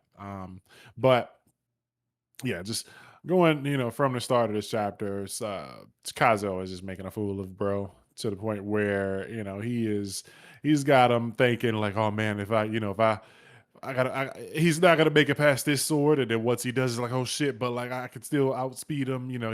He put all that power into attack, but I can outpace him, and then he like I guess runs out of stamina or something. He's like, fuck man, what could I do? Could I like throw a weapon at him? No, I don't have a weapon. I don't have a good fucking long range stat. Like he's going through the motions trying to protect his fucking his treasured Kakutsus weapon, and Kazo is just trolling him. Like everything about this has just been to perfectly troll dude, and he's just losing his shit. Drool flying out of his mouth as he thinks he's about to lose his weapon. This is great. Yeah, and so I'm pretty sure he ran out of his buffs because he was just talking about that. He's like, "You've only buffed your attack strength, but I've boosted my speed too." And then he goes, "Oh, I'm out." So I think he just ran out of his buffs, so he was screwed either Okay, way. yeah, yeah, yeah. And then Kazo just fucking booking it. Yeah, this is crazy. Like, bro, just breaking his weapons, like all your fucking treasured hard work, all the raids and stuff you had to do to get these weapons and shit. It's just like they're gone in an instant. But luckily, he had mercy on the poor guy and didn't take his dick and balls away from him. He left him a little something. So last video, I mentioned how I think their goal was to kind of get Rebellious to go through their vault so they could, make it look like he was incompetent and wasted a lot of the guild's items and money. Yeah. And this chapter definitely reinforces that because he disarmed him and he could have easily hit him in the face with that final attack, but went after the weapon instead. Yeah. Yeah, he definitely wanted to send a message, and he let them know like just remember who allowed you to stay in that position. Like when you go to bed, when you log off and you go to bed, like remember you could have lost everything, but I allowed you to stay in the game. Yeah, Kato talking that shit. yeah, that's that good gamer talk. That's the DMs that you get. Like somebody whisper you in the game, and you can't even say shit. You just like, damn, I'm gonna just log off and think about how shit I am at this game. Like that's that trash talk that get into your skin, man. He feeling Yeah. that shit. I, Damn. I like how Sun Raku thought this was the end of the match. He's like, we don't got to worry about Saiger 100. Yeah, like he's like, oh, the main, the fucking the gig is up, the jig is up. Now we can just kind of like, fuck around and have a little duel. And it's like, nah, because if that was the case, we wouldn't have been invited. So like this is gonna be a real fight. I think she's about to body slam the shit out of Kazuo. Like I think she's gonna body him like one chapter or less. He might be done halfway through the chapter. I mean, she does say, I just want you to know I'm far stronger than anybody on your clan. So Yeah. she's, Well, yeah. She talking that shit. I mean, how would she know? I mean, she is the big dog. She is in the best clan, and she's the leader. But I feel like she doesn't know probably the potential of every person. But I think with her rank and the fact that like Pentagon has brought all these people that tells that's sending a message. Like she's got to know how strong her cousin is. yeah. Kyogoku, and she's got to have a good idea how strong Sunraku is. But nobody has fought her. Like nobody has seen her moves, and it's like she is likely fought with her cousin and Pentagon enough times in the past or whatever. Like they probably have a good idea of how good each other are. Yeah. And I'll admit that I was wrong with my prediction where it was like gonna be a test for Sunraku. Because for some reason it never crossed my mind that she would take the bet seriously in regards to getting information. And after reading that, I was like, oh my God, that's so obvious. Like, why would she not try to win if, Yeah. her prize is so big? Yeah, so it's like her plan was to let them beat the shit out of Rebellious, to put him in his place, and then to just Solo. 1v5 these fuckers. So the fucking nuts on this woman are fucking large. To be fair, she probably didn't expect Katso to just wipe out her entire team. Yeah, yeah. So she So probably thought it would be a lot like down to the last two maybe, and then she would just sweep them. But now she's got to go through the entire team. yeah.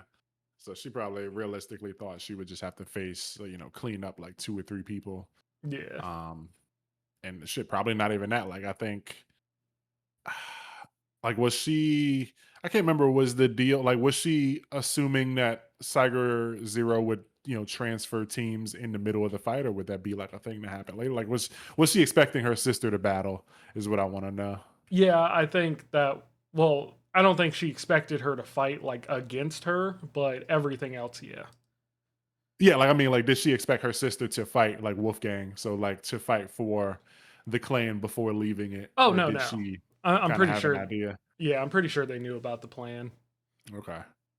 Yeah, but yeah, I think she's about to wipe the floor with these guys, and it won't really be like it'll. I think she's gonna smash Kazo, Yep. um, and it'll probably be a decent fight with Sunraku, but he'll be like, "Damn, like oh shit, I wasn't expecting that. Like I thought it was all fun and games. We did the thing, we did the jokey, and but he's gonna like get serious at a point, but it just won't be enough, and then that's where like the gloves will come off, and Pencilgon and Kyogoku will like step up and have their ones. But man, like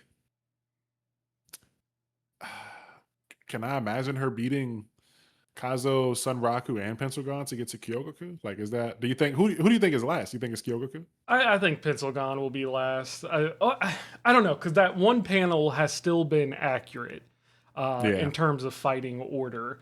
So if you're still going based off of that, Sunraku, then Pencilgon, then Kyogoku. And I do think that the Sunraku fight is super important because it's going to be like that moment where Kyogoku can see how strong Sunraku is, as well as Saiger 100. She'll also see the sword style that he's using, and she'll like, oh wait, that's my grandpa's style or something like that. yeah. But I do think Sunraku will get beat. I want to know. Hmm. I want to know like how like distant cousins they are. Like, are they? Is it the same? Do they have the same grandpa, or is this like? Is it like a situation where like Kyogoku's grandfather is like the brother to Saiga 100 and Saiga Zero's like grandfather? Like Uh, where does the cousin start or whatever? I want to know like if uh if Saiga is gonna notice it, like if Saiga 100 is gonna notice the sword style too, or if that's just gonna be something that Kyogoku picks up on. I wonder if instead of Sunraku using it, Kyogoku and Saiger 100 have the same grandpa, and so they have the same training. And so during the fight, Sunraku's able to recognize the patterns, and he's able to dodge. And Kyogoku's going to be like, "How did he know to deflect that or get Yeah. around that?" I think that could work well too. Yeah. I'm just really, really excited to find out what the lightning flame beast part of this title is. Like, who the fuck is gonna be using lightning flames? Yeah, Like, because like I we still the worst part about it is we don't know like which side it is because like Sanraku doesn't really use swords, he uses daggers. I think Pencilgon uses a sword. she uses a lance. Oh no, okay. So no, it's definitely not her. So that leaves Kyogoku as, Sword Wolf. But Saiger 100 could also be Sword Wolf. And Yeah. so then it's like, all right, who's going to use lightning and flames and be more beast like? And, that kind of fits Kyogoku because she's got animal ears, but Yeah. That and I feel like she's definitely more of a feral. Like she seems more of like a feral fighter and like Sword Wolf, Swartz Wolf, it's in the name yeah. kind of thing. So it's like, yeah, both of them have swords. So it's just now I just want to see like if it's Kyogoku, like what does she become? Kind of like is she gonna like have like a Yoko Karama kind of form where she fucking transforms into battle and becomes like a flaming, lightning firing, katana wielding cat woman or something? Like, man, this shit is hype. I'm Yeah. the body Every is chapter fucking ready. just more and more hype as we can only theorize what's going to happen next. And Yeah. the crazy part is the theories are all just coming from the title. Bro, this is the first time I've ever like seen a title and was like, bro, I can't wait to find out what the fuck that is. Cause titles be important and they be in theme and following and hinting at stuff, but they never like there's never been a title where it was like, bro, I can't wait to see what the title is hinting at. Especially in this series where like I feel like all the titles are kind of hinting at something that's happening within the chapter. Or like with the Uzamon fight, like the chapter titles. I remember it was all emotions in all emotions in the motion or something like that, I believe.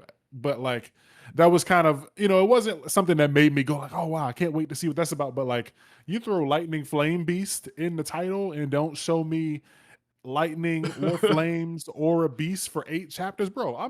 I'm over here foaming. Where's the lightning and flame? Yeah, and like not to shit on Ranger Reject because I would literally never do that.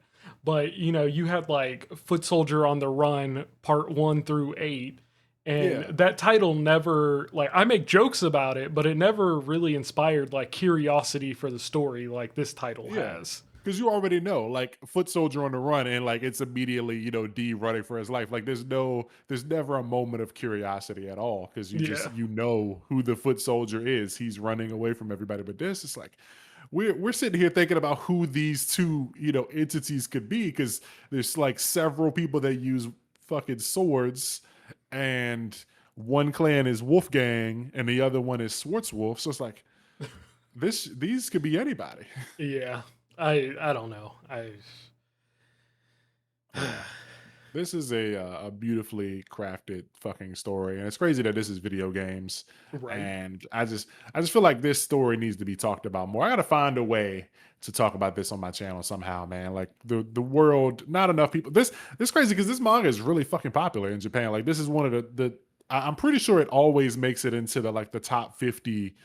Selling when a new volume comes out, it's always in the top 50. You ever seen that guy? I think his name is like Josuke. He posts all the like sales numbers for like Yeah. different manga. Like every time he posts the top 50 or top 100, Shangri-La Frontier is always in there. And a lot of times the like bonus edition is in there too. So like Shangri-La Frontier will be like number 18, and then Shangri-La Frontier, the same volume, but bonus edition will be like number 33. And it's like, bro, the same shit, like the same volume, just with a cool cover is being purchased nearly like equally and more than stuff like Boruto and shit. Like people are really fucking with this story, but over here in the West, like niggas are calling it like a knockoff Sword Art Online and not fucking with it because they think the main character is a furry. But this shit is genuinely fucking peak, man. I think that's actually a part of the problem, and here's my theory on that. So, when it comes to Japan, they love Sword Art Online. Like, I don't think there's anywhere near as much negativity around it, which is why there's been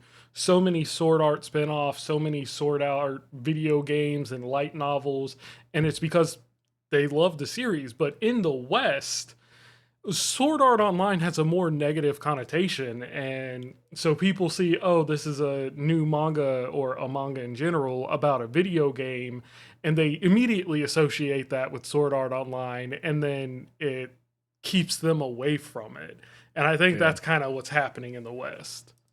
Yeah, similar to like anything Mashima makes, just like Fairy Tail wasn't even his first manga. Like he made Rave Rave Master before Master! Fairy. Yeah, he made and the characters look the same. Like the Rave Master art style didn't like go away for Fairy Tail, but Fairy Tail became like the bigger series. And so anytime he makes anything, people say, "Oh, it's just another Fairy Tail. He can't make art or whatever." It's like Fairy Tail wasn't even the original, but also like it's so weird that nobody ever has an issue with manga, with a mangaka making a new series and the art, him carrying on the art style to a new series. But when Mashima does it, it's like, oh god, he can only draw one character. It's like, no, every character in Dragon Ball is Goku if you just take the hair off. Like you ever seen that shit where they just Yep. swap the hair and Yep. it's like the same face?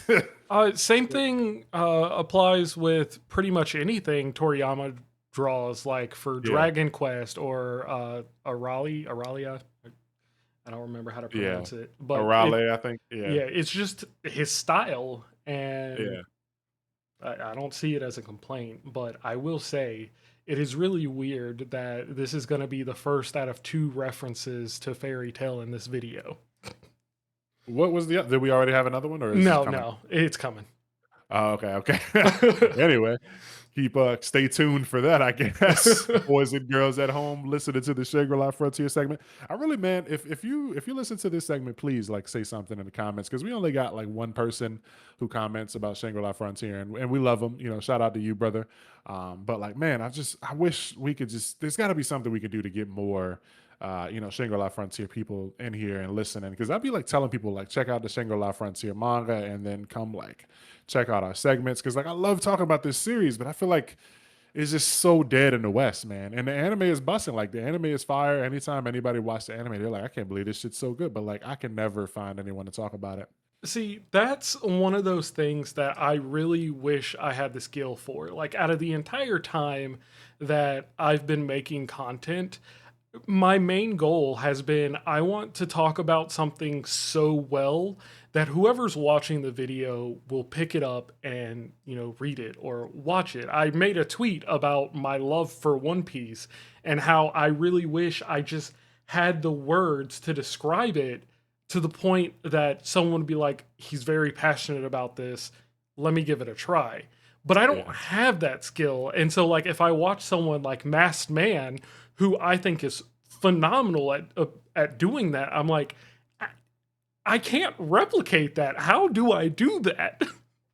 Sometimes when I'm trying to do that, I do go and watch somebody else and kind of get like into that mind state. Like it takes, I don't know, it's hard because I definitely be like listening to people talk about manga and then I'll go and try and make a manga recommendation video and I'm like, man, I need to go back to school or something because like people be really, really doing it. And it's like, I feel like a lot of people can, sell salt to a slug. And I'm just like, yeah, so here's some salt. I hope you buy it. And it's like they're not gonna buy it when it's coming from me, but like I gotta get to a point where I can sell that salt, man. Like there's stories like Shangri-La Frontier that I really want people to listen to or read. And it's just one of the big reasons I haven't put too much thought into making content for it because one, I haven't it's hard to like figure out a way to tackle content for Shangri-La Frontier because it's a video game. So it's like I don't know how to like, formulate fucking ideas for videos, but also with it being a web novel, I also fear that like I'm gonna make a video and somebody's gonna come in and they're gonna like drop their 400 chapters in the future knowledge on me and just like spoil it and ruin it and like be like, yeah, so that's not what happens, brother. This is what actually happens. And I'm like, damn, like, should I even be making this content? It gives me like a weird, like, I feel like an evolution of imposter syndrome where it's like, I don't know I suck, but somebody else might know I suck.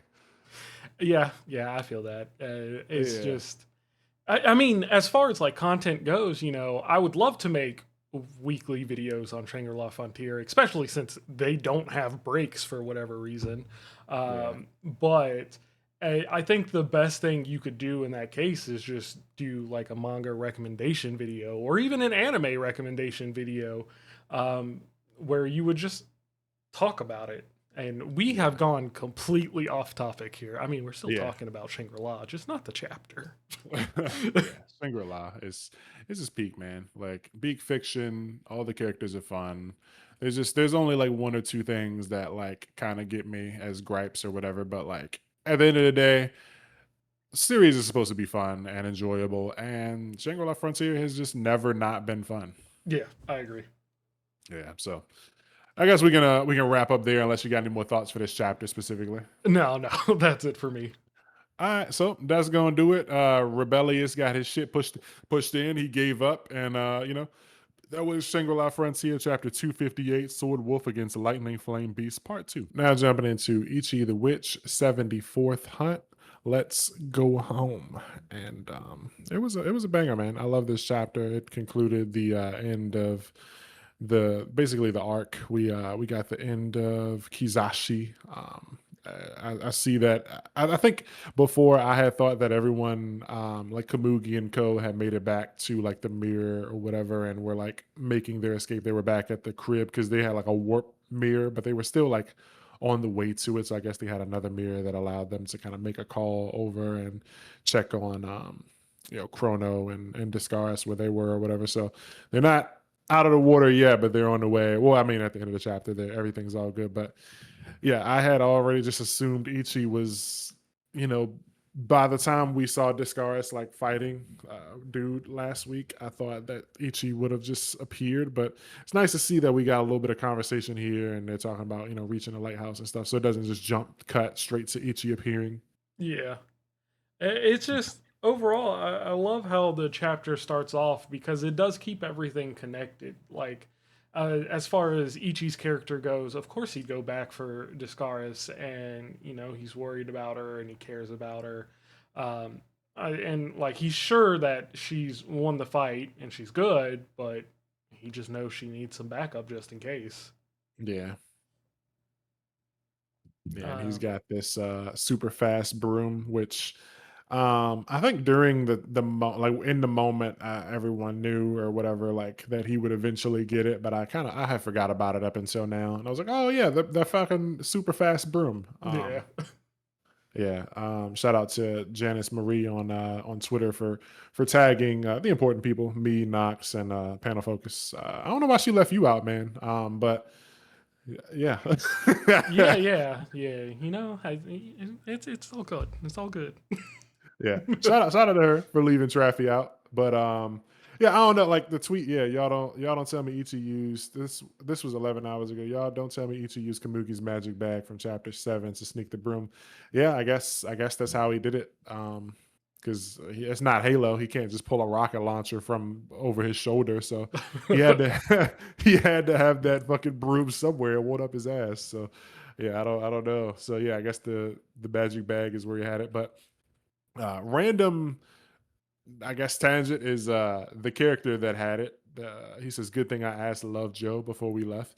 I don't know what it is, but I love characters that have like a name and it'd be like something Joe, like Love Joe, fucking Ellen Joe from Zenless Zone Zero, and fucking Draken Joe was a bad guy from Eden Zero. And then I feel like there's more Joes, like something Joe, and that's like a super cool name to me. I don't know what it Immortan is. Joe, What was that from? Mad Max Fury Road.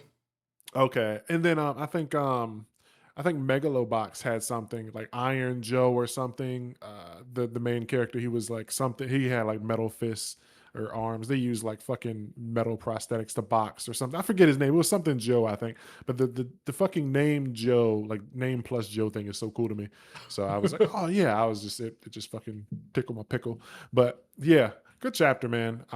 Ichi, like I said, caring about his family. He got to go back for Discaris, and he pulled up on that super fast fucking Harry Potter Quidditch 5000, and scooped her up out of the air. I really just love the moment we got with Octobomb and And Kazashi. yeah, Yeah. this was great. This is what I thought would happen, man. I made that thread and I'm like, yeah, this is peak stuff. Like he wants to understand what Chrono was saying. So it's like he can't just go out. He can't just let himself die and just be gone and never know the answer to the questions. And I like that Discaris didn't like treat him like shit. It's like it feels kind of like Majin Buu to me, where it's like he wants to fight strong people, but he's not like, yeah, he's evil, but he also is, he has some misunderstandings. Like he's willing to learn and see things if that like type of situation comes up. So it's like he wants to see what Chrono saw. He wants to grow, and she knows that he's like a kid basically. She's calling him knucklehead, and instead of like just the way he acts isn't the same as what Bakugami did. Bakugami terrorized, continuously terrorized an entire like village. And not to say that his crime is lesser because he was threatening to kill a baby, but just he's a kid, and it's like he wants to turn over a new leaf. Like in the end, he didn't fucking go out fighting. He gave up and wants to be acquired so that he can try to do good and see the world the way Chrono Weaver did. I like that Yeah. for him. I love how it's not even an immediate change to his character. He's trying to decide who he wants to be. And it's not like he's begging for forgiveness or begging for death or, to not die.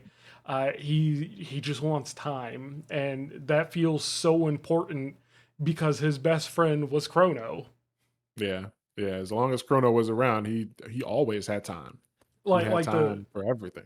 the right now I really really want time can be implied in both the literal sense of he just needs more time, but also in reference to Chrono. Yeah. That and just like it just it feels a lot like when someone has like an illness and they know they're gonna die, and it's like, man, I really wish I had like more time to, spend with my loved ones. Like I spent all my life doing the wrong things and I should have been focused on something else, but now I'm about to die to like some, bullshit. He has the bullshit. He has the warping disease that's gonna murder him in like 5 minutes if she just leaves him. It's like I need more time to think. I My life is over. Like I don't like I she's asking him to make a decision. And it's like Yeah. I don't have there's not enough time to fully make this decision. And like you said, my buddy, the time magic is going. It's like there's so many layers to this. And I feel like his character is gonna go a long way. I definitely think the interaction between him and the reversal magic inside of Discaris's mind is going to be interesting. Because, like, is it going to be, seeing through Discaris's eyes as well as Kazashi's change that's going to get the reverser magic to come around? Like, are all of the magics inside of her going to end up as one big family who all get along? And the reverser magic will eventually understand what Discaris was talking about. I can see. Since we saw inside of Ichi's magic circle and Bakjan was like tied up, I could see it being a case where like some of them just don't get freedom. Like he's if the reverser magic is just too despicable and not willing to change or listen or anything, like I could see them just her tying him up and having him just in prison forever. Because I mean, she even tells uh Octobomb, like, think it over as much as you want inside the abyss. Like he's gonna live there forever. Like Yeah.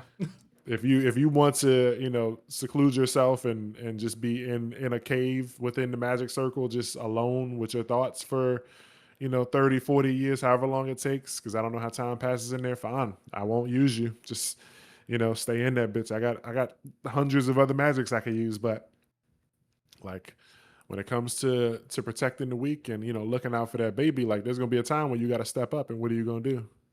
Like Yeah. I want to see like I really want to know more about this magic circle. Like can they like tap on the window and like go like, hey, Discard, can you use me? This is a fight that I should participate in, or is it always just like I'm gonna choose the Pokeball on my Pokeball belt?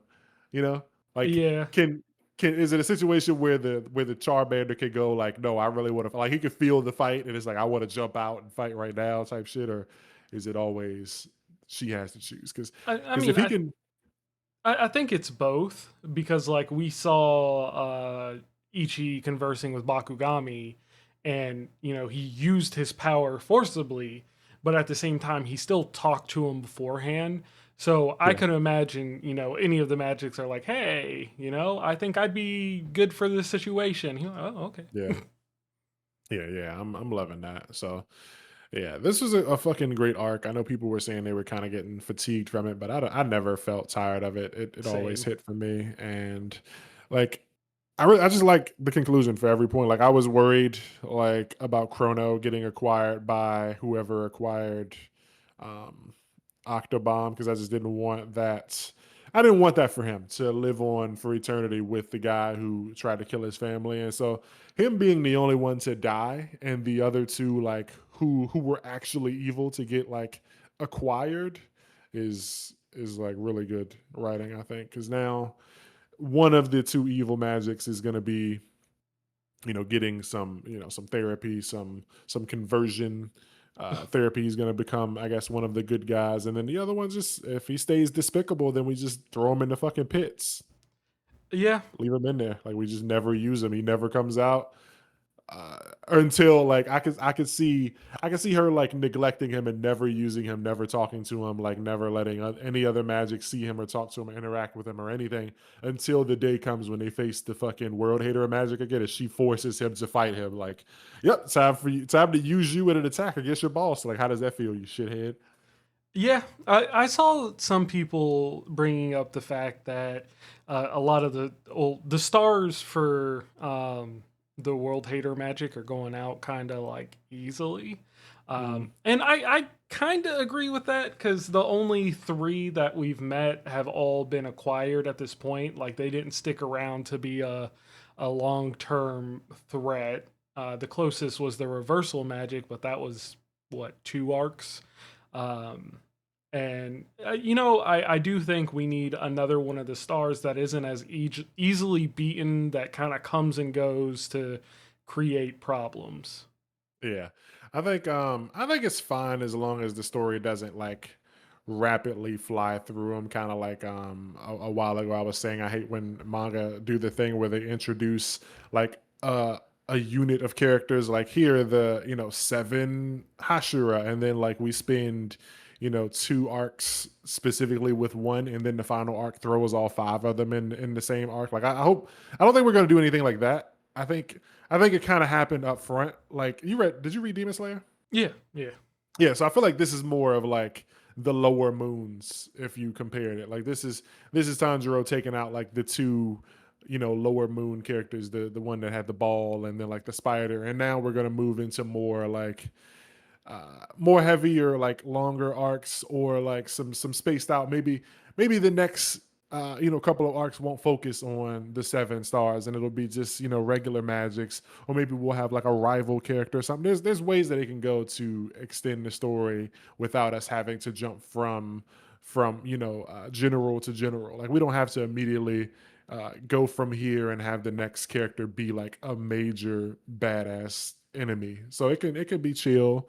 We can get character development and stuff like that. Like I'm here for it. I think it's gonna slow down. Like yeah, we acquired 2 of them now, but I don't think it's gonna be. I feel like we probably won't acquire another one for like 2 or 3 arcs. yeah, yeah. I hope so at least. Yeah, yeah. I mean, because just because Osamu Nishi has a series right now that's 400 chapters doesn't mean this one's gonna be 400 chapters. But I feel like this one's at least gonna be. What are we at now? We're at 74. I feel like this one's at least gonna be 250. Yeah, yeah, I can definitely see that. I don't think it's anywhere close to done, Yeah. but I do see like a definitive end in the future. Yeah. Something that I really want, and people might call me crazy, is I haven't read One Piece in a while.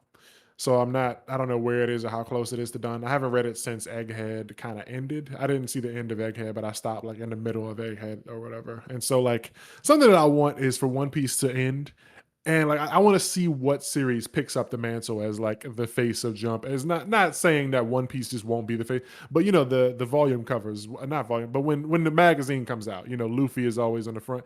I would love to see Ichi on the front of the cover as the new face of Jump, or Discaris and Ichi. I want to see who like takes that up, and I don't think that can happen if Ichi the Witch ends in 100 chapters. Right. So it's like I don't want it to go on for 800 chapters, but I would like it to go for between 250 and 400 chapters, and I would like Bachi to go for a similar 2 to 3, 350-ish chapters, so that we can have some other like stories kind of tag teaming and bouncing between like, hey, I'm the face of Jump now or whatever, like the new pillars of Jump. I would like to see that for some of these newbies, because a lot of stuff is about to end. Like Sakamoto Days has got to be ending soon. We got a couple other things that are long running, like New Age Exorcist and stuff. But like, I feel like Ichi and Bachi are really, and Akane Banashi, I'm behind on that. But like, Akane Banashi is getting big buzz. I think he got an anime announcement recently. But yeah, I'm just ready to see something else like as the like showrunner for Jump magazine. Yeah, I think I think a lot of these stories have the potential.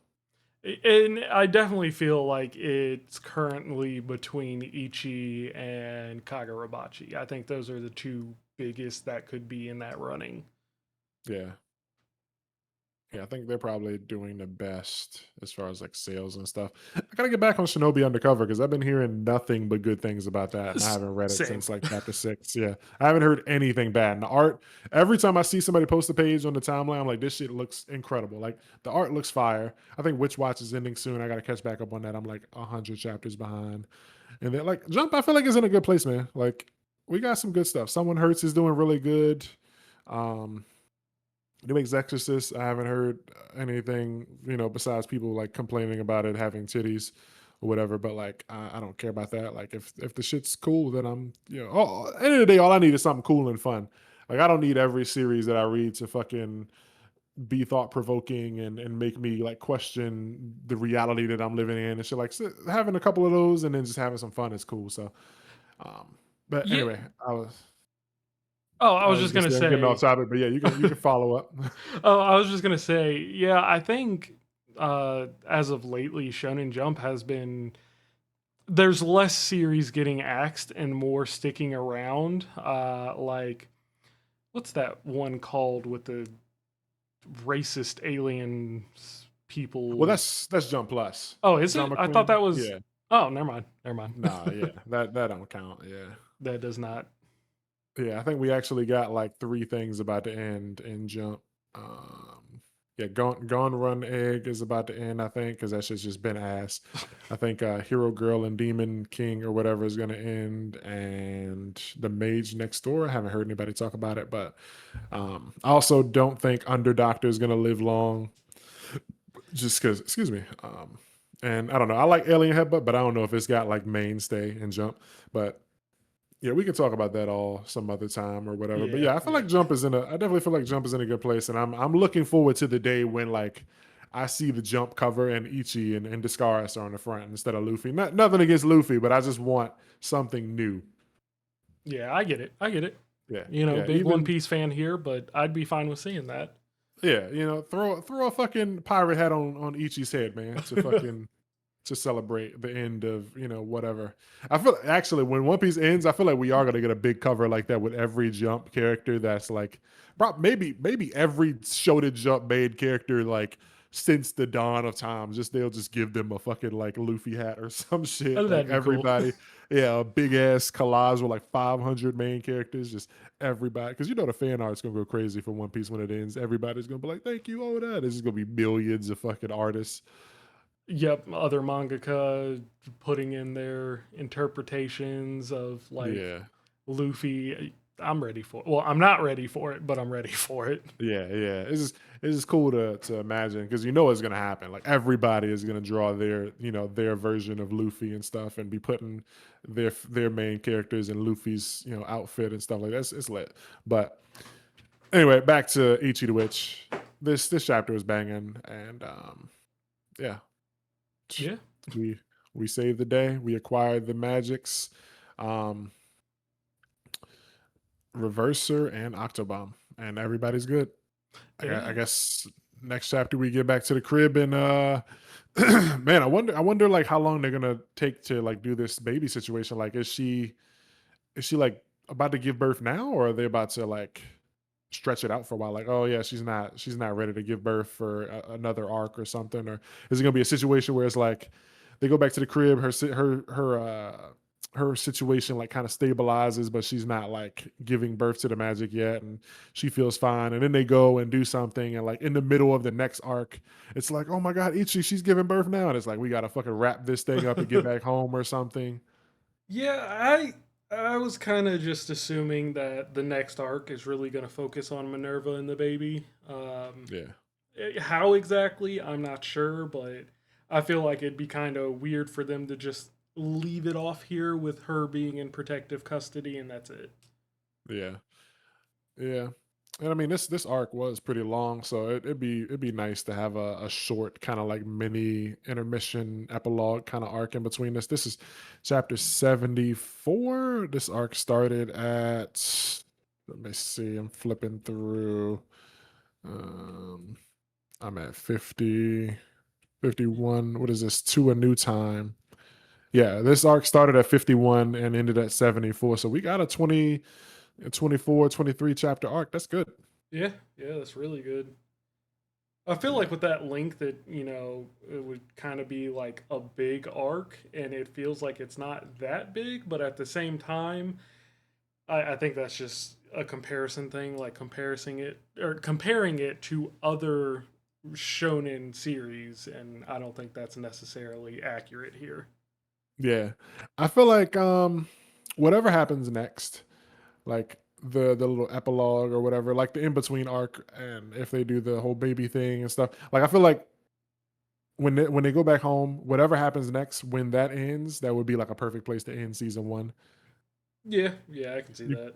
you cover a lot of ground, and we had a lot of incredible like emotional moments with like the Bakugami arc and then this arc, and it's like, yeah, that's a good place to end it. You have some crazy animation showing Discaris kind of shitting on, you know, Reverser, like the animation goes crazy, and then this talk with Chrono after like the battle, you know, because this moment, they could do a lot of crazy stuff with this as an anime. Like Osamu Nishi doesn't do the most, you know, flashy. Oh well, Osamu Nishi isn't drawing, but Osamu Nishi and Ushizaki don't do the most crazy shit with like choreography. But you know, when you have characters with these big flashy attacks and stuff, like the animation studios can kind of just take that away and go really crazy with it. So there's a lot of moments like Gokuraku beating up the Octobombs and all the magics that like uh Discaris used to fight, and also when Uroro took over Ichi and stuff like those. Those are gonna be crazy moments that just shut shit down. Yeah, I'm ready for it. I agree. I agree.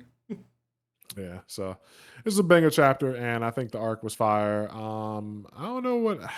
I guess I don't. Man, I don't have no complaints, bro. I'm giving this arc a 10. Like I was trying to find a reason to not, but I don't have a single complaints about this arc at all. Like people said it was long and drawn out. I never felt like it was dragging or anything. I felt like this was perfect. Uh, I wouldn't say perfect, but I do think it was really good. But I also don't like calling things perfect or giving them 10 out of 10, so that's kind of a personal thing. That's fine. Yeah, I definitely go out of enjoyment. So enjoyment level, giving it a 10. But yeah, I definitely want to. I can't wait to see what happens next. Same. Yeah. Yeah, so I'm squeezed out for this one. What you got? You got anything else? No, that's it for me. That's gonna do it, baby. Ichi the Witch, 74th hunt. Let's go home. Now jumping into Kinato's magic for the first time. We are covering it on the podcast. Unfortunately, Knox ain't here today, so you don't get to hear his thoughts on the series, but hopefully next week we'll be talking about that with the full team. But like I said, it's the Just Us League, and today we're talking about Chapter 7, The Other Guild, but also just this story in general. So what do you want to talk about this chapter specifically first, or you want to just give your thoughts on the series as a whole and then kind of dive into this chapter? You know what? Let's start with a thoughts on the series as a whole first. Okay. So I, you know, just picked this series up very recently. Yato's been pushing it very hard. Yes, sir. Um, and I thoroughly enjoyed my read of these first 7 chapters, and I can see myself sticking with it. It does give off a lot of fairy tale vibes for me. This is that second reference, Yeah. especially in I think it was chapter 5 or 4, whatever, when they showed the initial like the guild house. I was like, oh, this is looking like either fairy Yeah, tale or yeah. black clover or something along those lines. Yeah, it's very much giving Fairy Tale and Black Clover with the guild house thing, the fucking the like cardboard thing Yep. fell down and shit. Yeah, And you know, I'm probably the only one out of the three of us that enjoys Black Clover, but I do enjoy Black Clover. Um, I don't have any issues with Fairy Tale. I've tried to get into it quite a few times, but never could. It's not something I've completely written off, but yeah, no, I definitely enjoy Kinato, and I like how his magic works because you know it's he doesn't have much magical ability, but his particular magic allows him to control the magic in other people and items, and it allows for a lot of unique ways for him to fight or support.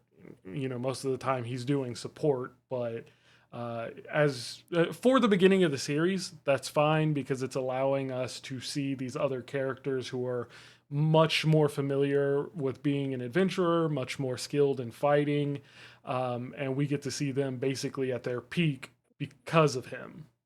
Yeah, I think it works really well. That especially considering they're taking him on these kind of like easier missions to just kind of get his feet wet because he comes from a medical background where he was just basically performing physical therapy on older folks, so he doesn't have training. He's probably never done a push up and stuff like that. Like his magic can enhance his body and other people and stuff like that, but he's never had to fight for his life. So throwing him directly into those situations isn't a good idea. So they're taking him on missions like eliminate all the slimes, which slimes are usually fucking harmless, and now they're doing a missing persons mission or whatever. And it's like those are perfect for taking someone who doesn't have like a combative magical ability. Like if he shot fireballs, they'd be like, oh yeah, fuck it, let's go. We're gonna go, fucking wrangle up some vandals and deal with some big threats. But because of his power, it's like we're gonna see what you can do. The guild is still trying to feel him out.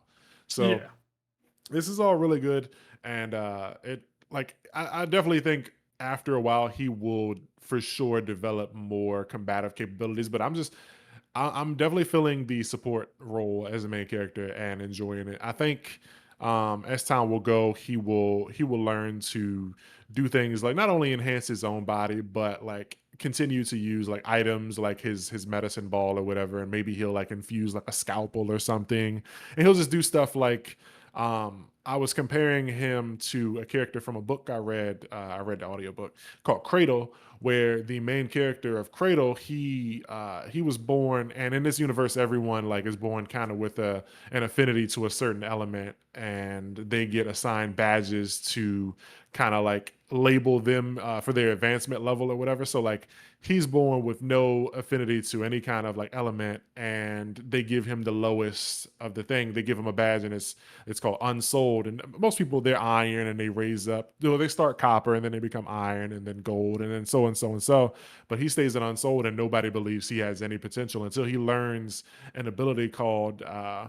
He has basically pure chakra. Everybody else kind of like taint stairs with some sort of affinity, like fire or earth or something like that. But his stays pure, and then he uses that. He discovered like a technique that allows him to kind of like uh, push his own energy into someone to kind of like neutralize them and take away their like ability to use it for a short time. And it throws a lot of people off because they spend their life fucking training this element and honing their fighting style from it. So I feel like Kinato will eventually do something like in the first chapter and probably the second chapter. He mentioned how like using his magic on others would probably not be good for their bodies. So I can see it coming to a point where he has to like hit somebody with like a medicinal fist, and like it just completely just sends their nervous system into shock, and they fall apart and fucking collapse, or they just can't use their moves or anything. Like I can see him being that kind of fighter. He ends up um fighting like Neji. yeah, and just yeah, he shutting down their whole thing, and I can see that being just really cool for him. I don't ever see him just being like the super big buff brolic motherfucker. Maybe he'll get some muscles, but not like I don't see him just becoming like what you think of when you think of main character. But that's cool. I like Kinato. He's fun, and just everyone in this story is fun. I haven't met a single character that I didn't like. Every time a character is introduced, I'm laughing. Every Yeah. chapter has got a laugh out of me. Everyone is just goofy as hell. The first person we meet is Gian or whatever, and he's chewing grass. It's like these guys are silly. Yeah. It's definitely a story that's captivated me, especially with chapter 7. But yeah. Yeah, yeah, yeah. Chapter 7 is good, but just the series, man. I don't know. Like when this story first came out, like I feel like I said it before, but like whenever a new jump batch comes out, there's always one or two or all of the manga where like when they come out, somebody is gonna hate on it. Like Yeah. I I usually like if I like one, I'll make a tweet and go like, oh man, I really enjoyed, chapter one of this. Can't wait for more. And sometimes I really am thinking like it might survive, but a lot of times it's like I hope it survives. I can see reasons why it may or may not. Like Gone Raw Egg, I was like, I was more of in love with the idea of it existing because I saw like art for a series or a one shot that manga previously made, and I was like, I just want to give it the benefit of the doubt and like don't immediately write it off. And people were like, "We'll see you in 20 weeks when it gets axed." And I was like, "You can suck my dick right now. You know, you don't have to wait 20 weeks for that." Like, it's like motherfucker, like you don't. I read a lot of manga. Like, I'm not just here and putting all my eggs in one basket and just gonna end it all when that series ends. If it gets axed, it gets axed. But like, I made comments about this series and no one said anything. No one came and was like, "This shit sucked. It's gonna get axed." Nobody was like, "Nah, I don't see what you see in this." I feel like everyone has been on board. The only negative comments I saw was like chapter one when somebody said it was kind of fast. And then there was the stuff that happened like chapter four, 3 or 4, or whatever, with Kuni, whatever, Kaminagi. Yeah, Um, but I ain't gonna get into that. I love her; she's beautiful. But just every character is fun, and I don't think like I just can't. If this gets axed, it would probably be the most shocked. Actually, do you read Nito Exorcist? I do not.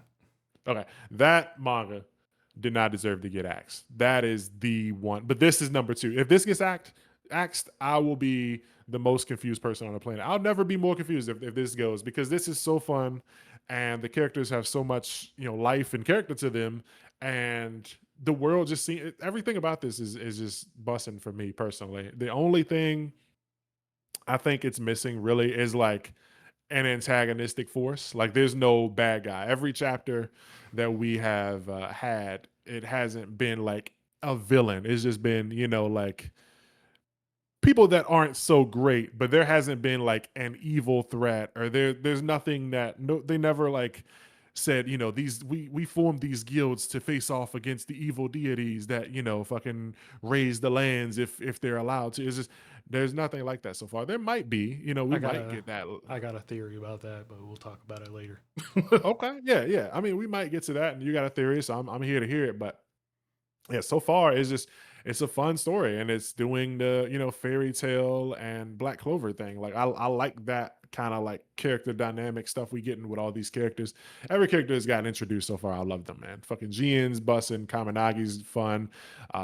Fucking what's his childhood friend's name? Lorray. Is that her name? Lorray? I don't remember. Lene. Yeah, she's fun as hell. I love her to death. Like she tagged along to make money. Like she's funny. Everyone is fucking hilarious. I agree. I agree. That series has gotten some genuine laughs out of me, and that is, pretty rare. Yeah, and like the manga had a series. He got axed like 3 or 4 years ago. Did you ever see Shadow Eliminators? No, I did not. Yeah. Well, it was one of those ones where like it existed at the same time as Jujutsu Kaisen, and it was kind of an exorcism kind of battle manga, but it wasn't good at all. But like, it also committed the crime of existing in Shonen Jump at the same time as another series that was similar, which was something that I was kind of fearful for when I saw the name of this series, because Kineto's Magic is a boring name. It is not that does Yeah. not. Yeah, when I hear that, I'm not like, oh yeah, let me check that out.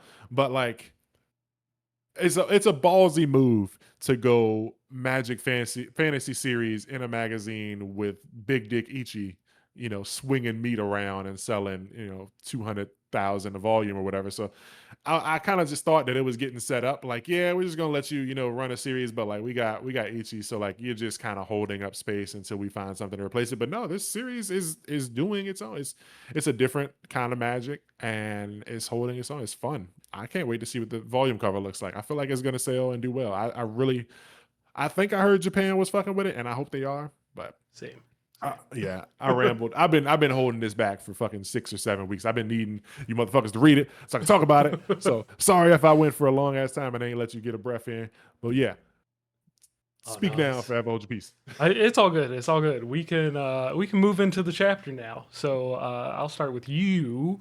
What did you think about chapter 7?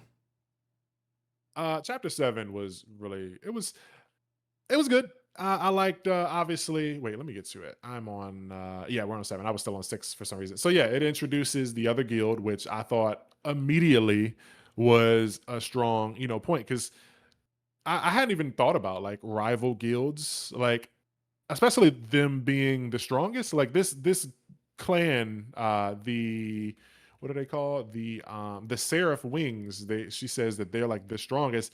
And when we met Kinato and Jian, I thought that they were like I thought that our main character crew was the strongest, and he was just the newbie among them, and they kind of were goofy and silly, but they were like the strongest. But no, we're like the bottom of the totem pole. It's another black bull Black Bulls. situation. Yeah, yeah, I love that. And right away, like I said, we don't have a villain, but boom, we got a rival character, and he's fun. He's not a dickhead, and he's given like main character energy. Like Kinato is the one, that has black hair and is I feel like this kid, Zio, is given, he would normally be our main character, but he's giving like luck from Black Clover Yep. energy to me. And when I look at them standing, like looking at each other in this one page, like what was this page like 13, when they're looking at each other, I'm feeling like this is like Zio is our Naruto and he's our Sasuke, like that the black hair, the white hair, or whatever hair his color hair his is going to end up being. Like I'm getting roles reversed, but like I don't know, I really like his character. He seems fun. He's a prodigy, but he doesn't seem like a dick. So it's like, yeah, he shot up the ranks and stuff, but nothing about him tells me that he's going to look down on Kinato, and I Yeah. fuck with that. Yeah. And don't ignore Lamia, however you say her Oh name, because man, these pants ain't big enough. oh yeah, yeah. Yeah, she got me. She got me brookie. The same effect Discars had. Yeah, she's beautiful. I love her so much. And bro, these yeah, she fine. This manga, he figured it out. Like I'm not gonna say that this is a series that I don't. People are gonna say it. People are gonna say it, but I'm gonna disagree. They're gonna say that this series is getting carried by like baddies, and I don't think that's true. I think it's a good series, and the manga knows like to enhance this fucking meal. I'm gonna put bad bitches on the side, and I fuck with that. I'm Lamia gonna also reminds give you baddies. Lamia reminds me if you like tuck Discaris and you tuck I just had her name on my brain from Dandadan. Seiko. Uh, If you took okay, Discaris and Seiko and just mushed them together. okay. I'm kind of getting more Seiko, but I can see it. Yeah. Um, but like just bad as hell, man. Like Yeah. Jesus Christ. All right. All Jesus, right. I need the fan art. Yeah, I'm finna start. Yeah. So this chapter, the Seraph Wings show up and they're like, "Hey, you're stealing our contract. What are you doing here?" And then they start actually talking, and they're like, "Oh, wait. So your mission is to find and rescue someone. Our mission is to take out this armor from, or because that's what our client requested." And then when you go further into the chapter, this is kind of where my theory plays in. When Kinato uses his magic to kind of calm down the suit of armor, the suit of armor says that they were created by Ibis in order to chase away visitors um, that are trying to steal crystals from the mine because they're important to the people of Kisalani. Um, and then you think back to the Seraph Wings and their client told them to take out the suit of armors. So I wonder if this is kind of like quietly setting up the Seraph Wings as like an antagonistic force because they'll do anything for money regardless of if it's right or wrong. Because to me it sounds like the thieves paid the Seraph Wings to take out the suit of armors so that they can go in to steal the material. I think that is definitely what's happened, but I feel like maybe the Seraph Wings don't know that the thieves are the ones that paid them. So it's like once you find out that the armor suits were here like protecting this area, it's like because Ibis wants to utilize this space and these crystals to make things better for people, but like they don't know where she is, and like they're so like big dog status that they don't know about the local fucking crafter here making alarm clocks that ring at the perfect they don't concern themselves with these like small problems. So I feel like they might be maybe maybe they're hired by the criminals but don't realize it, and then this criminal like organization will like these people stealing the gems and crystals, it'll lead to a bigger thing where like somebody is harvesting these so that they can make, something that becomes a bigger threat later down the line. And like maybe these two clans end up working together.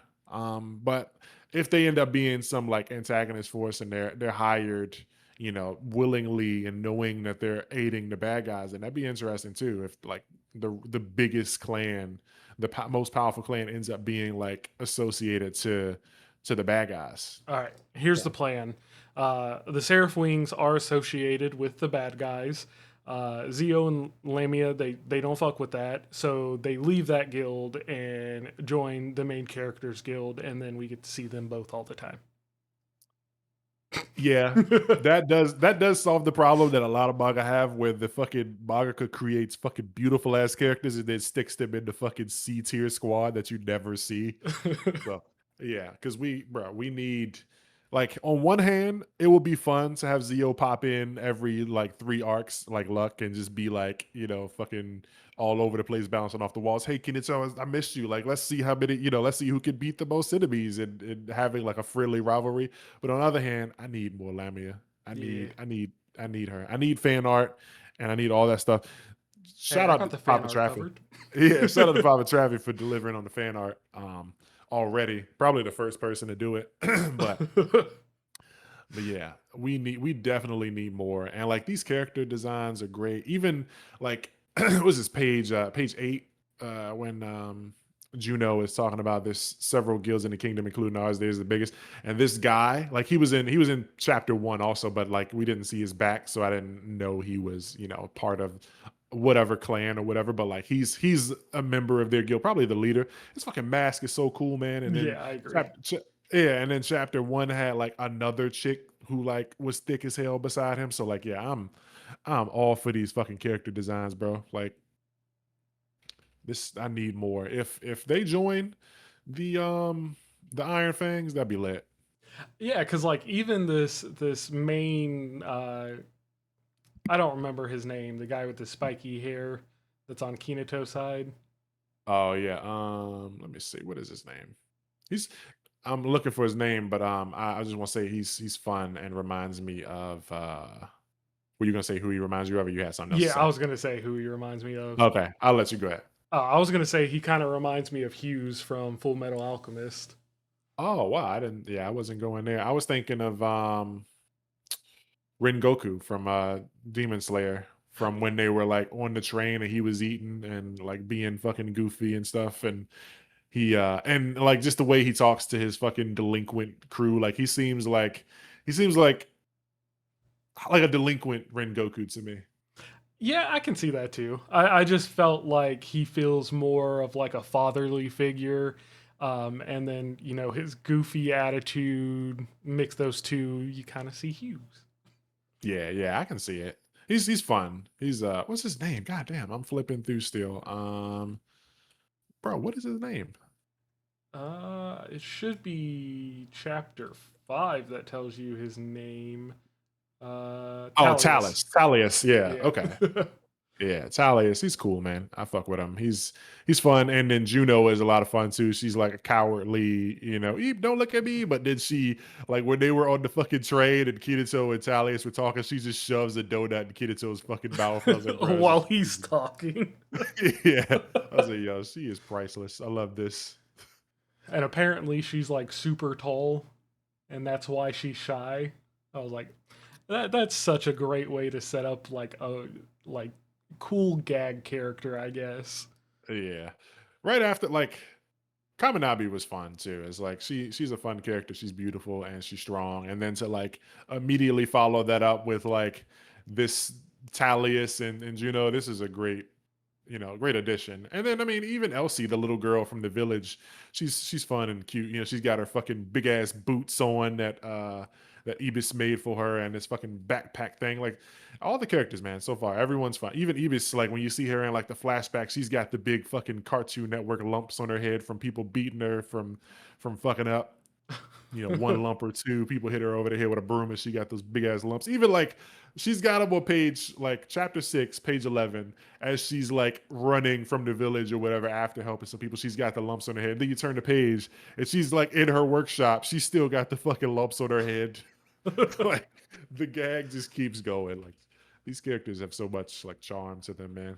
They really do. And the story just has me captivated cuz like at this point, it's still the beginning. It's still pretty simple. It's exploring the world, exploring our main characters, introducing more characters, and the only thing left to do is, show the big bad antagonist or antagonist group. But otherwise, I think it's great. Yeah. This is one that I am very confident in. Like the art is busting, the characters are fun, the world is fun. Like everything about this series just hits for me. And fucking just goddamn Lamia, man. She looks like Evelyn from fucking she's literally Evelyn from Zenless Zone Zero. She's got the tight pants, the fucking like jacket on that she can take off and throw. She's fucking using string and like exploding people. Like goddamn. Yep. I need her, man. My wife would just I hope she's asleep right now because goddamn. Shh, shh. Yeah, just Jesus, man. She is doing it for me. But yeah, Zio, I'm really looking forward to him and Kinato's like growth and rivalry or whatever. Because they're definitely setting them up to be rivals, but I just don't see it being a Naruto Sasuke, fucking get the fuck away from me rivalry. Like this dude's fun. He's coming up with theme songs and shit. I, Like I could definitely see it more of Yuna and Asta. yeah, yeah, for sure. And it's just like him being like an electricity user and fighting with swords and stuff, and then his main rival, the guy that I could definitely see a situation where it's like he out in public like acknowledges Kinato as his rival, and everybody else is like, well, what's that kid's deal? What can he do? And it's just like all he does is medicinal magic, and everybody's looking down on him. But Zio's like, yo, don't look down on my boy because he's a fucking god, like I might be regalia. Like people are gonna be like, why is that like gold hanging out with the colorless? And I can just see it, man. Something about this story. Like I feel like normally you can just feel it. Like you can definitely feel it when a manga is gonna get axed like right away. Some stories just don't have it. Even by chapter one, they just don't have it. Like they don't have either the world or like the character. Something about it is just like, damn, this shit's really gonna get axed. But I feel like this story is just hitting all the nails that I need, man. Like, I think one of the biggest things is the pacing of the story. Like 7 chapters in, I feel like we've done a lot and we've gotten a lot of information. And you compare that to like Otter and 7 chapters in, we're all over the place. yeah. Yeah, and like not only are we moving like the pace is pretty is like quick, but like we're spending enough time with characters. Like we got to this village and we spent just enough time with Ibis's like little kid sidekick or whatever, and finding out like about the stuff with the people. And then like this chapter specifically, like when I was reading this chapter and like we got to like halfway through the chapter, once Lamia and Zio like walk away, I felt like that was the end of the chapter. And then I was like, oh shit, we still got like stuff. Like there was like what this is page Yeah. what? This is page 13, and we got what was this? Fucking how many pages is this? There's 6 more pages, and it was like packed with like information and stuff, and like just we find out so much more about like Ibis and these suits of armor, and I was like, wow, this is cool. This type of stuff is like you could have a whole chapter for this, but like it was just at the end. I had already reached like the amount of food that I had needed to eat to feel full and satisfied, but there was more, and I was like, oh. Like I How was much you ready to be be eating? done with this. Yeah, I was ready to be done with the chapter once she walked away. I thought that would be the end, and they go like, "Yeah, that's them folks," and then we just stay clear of them and we fuck them up when we can. But no, then the fucking armor grabbed Kenneth and was like, "Yo, help, bro," or whatever, and bro, this shit is just feeding me, man. I'm fed. I agree. I agree completely.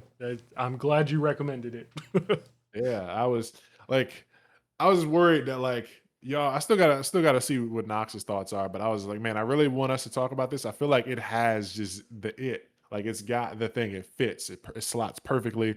And I hope people find out about us covering it and come and check it out. Like if you're listening right now and you enjoy Kineto's, I mean, obviously if you're at this point, you gotta like Kineto's and you probably fuck with us because like we got velvet voices and fucking we them dudes or whatever. But like just I hope people come and fuck with us for Kineto's, if nothing else. Like people fuck with us for Bocce and stuff like that, but I hope we can pull an audience for Kineto's magic because this shit is special. It's 7 chapters. You can catch up so easily, and we should have said that at the beginning. Yeah, we'll definitely say it in like the chapter of the week section or whatever comments or something. I don't know, but yeah, this chapter was really good. We met a baddie. We met a very fun fucking rival character. The characters that we already had that were fun continued to be fun, and like I don't feel like Kinato is, wasted space. Like at no point am I like, oh wow, all he can do is support and he's boring with it. Like he's just healing them. So what? No. Chapter one, this motherfucker infused a fucking medicine ball and fucking bullet billed a fucking dragon in the gut and KO'd it. He was the whole time he's like, I'm not really cut out to be an adventurer. Genius like, dog, you just one shot a dragon, bro. Get your ass in the fucking truck. You joined in the crew. What are you talking about, bro? Like, Yeah, it's definitely cool because it's just like it's a main character who you can tell is much stronger than the story wants to let on, but he's being held back by himself, and so I feel yeah. like we'll get that journey of him realizing that he is stronger than he thought he was. Yeah. And along the way, along that journey, we got, Lene and Jin and Kaminagi and fucking Talius and bro, so many even the dude that was at the guild hall, the big buff dude, I think he was like the vice captain. That dude was Yep. fun. Like all these characters are great, man. I am so here for Kineto's, and I can't wait for next week. Like this is one that I'm like super excited for. Every week I'm like, man, I can't wait for Sunday so I can read Kineto's, and just now I just can't wait to meet Ibis and see what. I don't think any new character. I don't think like Ibis or LC are gonna join the crew. I think it'll just be like, oh yeah, this is the one off. This is the arc where we go, and this is Bakugami's sister type shit or whatever. Like, thanks for saving us and helping with the issue and stuff like that, and then we'll move on. But I just can't wait to see how this arc gets resolved. If it takes a couple chapters or whatever, and just where we go, man. Like I'm pretty sure this is the end of volume one. I think sometimes volume one is like 8 chapters, but I feel like this is probably gonna be the end. If not, if this is going for 8 chapter volume, then I guess next week is probably gonna be a banger because they probably try to end the volume strong. And I can't wait to see what the volume cover looks like. Same, same. I agree. It'll definitely be Kinato, but you know who I wish it would be. Yeah, yeah. God damn, we got to get her on the cover. Fucking cover of something.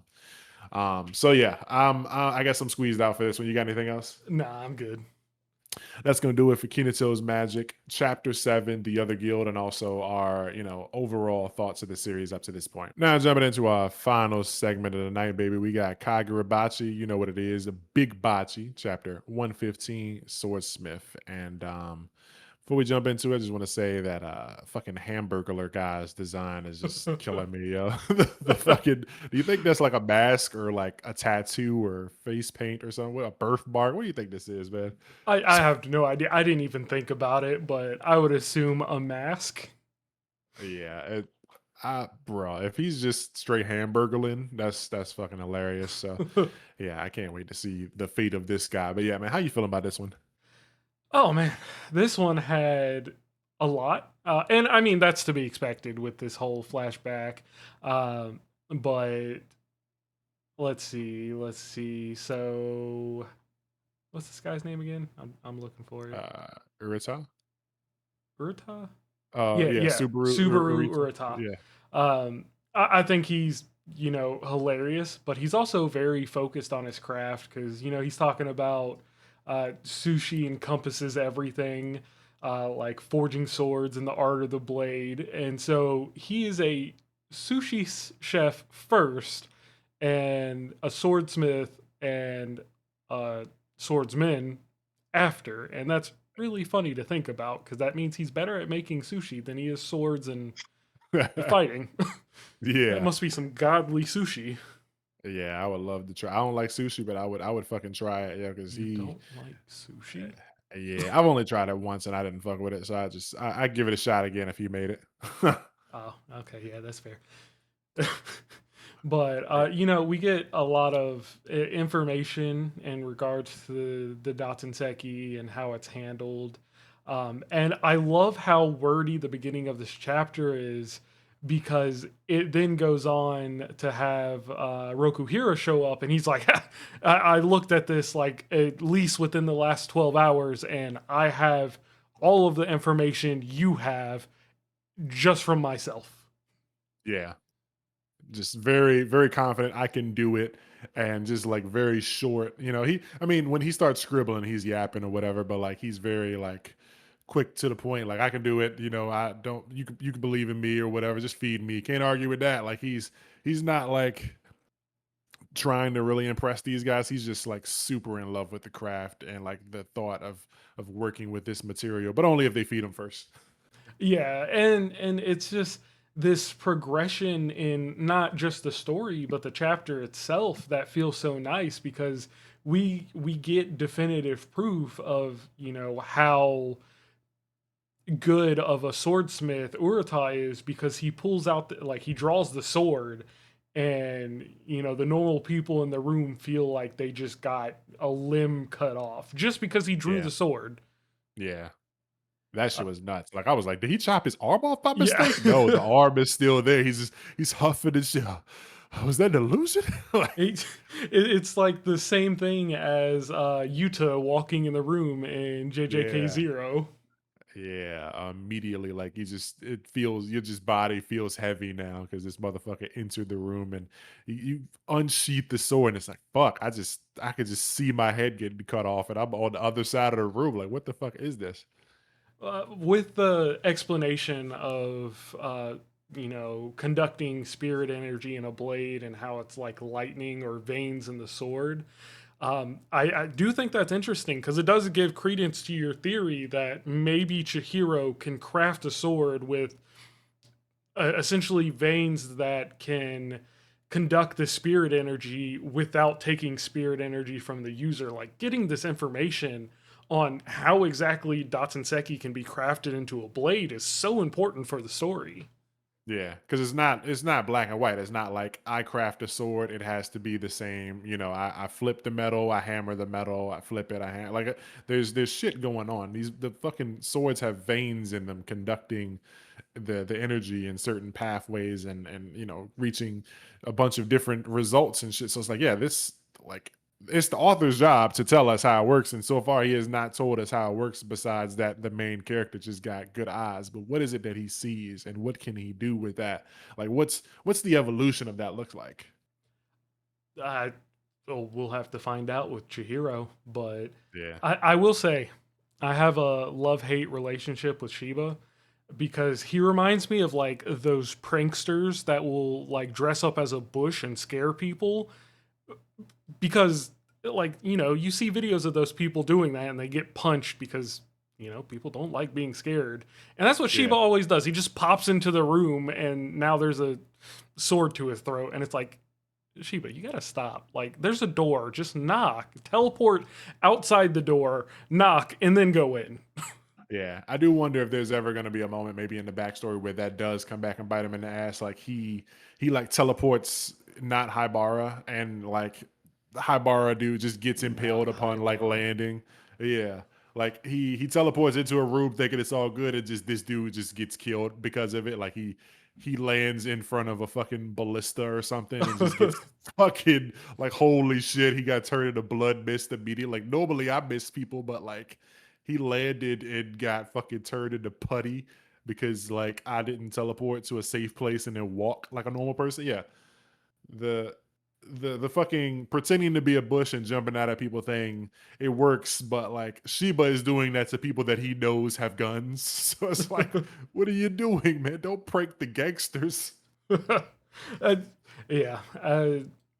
And then I feel like Urata's apprentice is about to get replaced because he's just being one of those cocky dudes. Like, he's like, how many swords have you made? And he's like, Oh well, that was Urtat that asked him that, but he was still like, the 200 swords I say, and he's like, at your age, that's impossible unless you've been Yeah. breaking rules. And he's like, if you made that many swords and nobody's heard of you, doesn't that prove they're nothing special? And it's like, yeah, you're gonna get kicked from the squad, and Roku Hero's gonna take your spot. Yeah. Yeah. And that, like, you can see it. Like, after the handshake, like, he's like, yeah, this dude's real, like, strong grip. And he comes in here looking like, like this, like, Sheba unsheaths the sword on Habara's back and is like, this dude forges katanas. He fucking handshakes him. He's like, okay, he looks like shit. The sword he crafted is a fucking marvelous. He's got a good grip. He's got scars and shit all over him. He's starving. Like, something about this kid. He's got the look of like a hungry swordsmith. Smith. He's not just like, he could be in here, fucking Gucci belt and shit, but he looked like shit. It's like something respectable about his appearance and the blades and just like his stature. Yeah. I love how when it starts getting into Rokuhira, explaining the Datenseki, it has yap yap all around the bubbles. Yeah. Well, I mean, most of the people in the room probably wouldn't understand it anyways. I mean, they have the information, but I I feel like there's a difference between having the information and understanding something versus like just knowing about something. Yeah, it's like they have the information and they haven't shared it with anyone, so like no one's gone super deep. Like they have the information and they probably like gave it to, the eggheads in the lab, but they don't know as much. Like they don't know the specifics and how the research is going, but your hero is like spitting stuff that like the scientists should know that they have like they're paying. They got these scientists on payroll and Chihiro comes in and he starts talking about shit that they're paying people to figure out. And it's like, oh, what the fuck? Like we haven't told anybody, but like all this stuff, you should be like working for us. And you're just some random dude that Sheba fucking pulled out of a fucking hungry stupor, whatever. Like you just crashed on the floor, almost dead. Like we almost lost this national treasure of a man. Oh yeah. And I think, one of the more important parts is it shows that Urata isn't like nothing to scoff at either. Because obviously we know that Rokuhira is going to be like the swordsmith, the Yeah, Oppenheimer swordsmith. But when Sheba, shows the sword, that's that moment where Urata recognizes just how good Rokuhiro is, because then you get later in the chapter and he pulls the sword out and he's like, why is that man unknown? And they don't really like double down on that scene. They don't focus on it. They just show Sheba pull it out. And then Urata looks at it or hold on, I'm scrolling back to it now just to make sure I got that right. I think he oh yeah. The yeah, way he just looks even and the he way says Rokuhira with a question mark.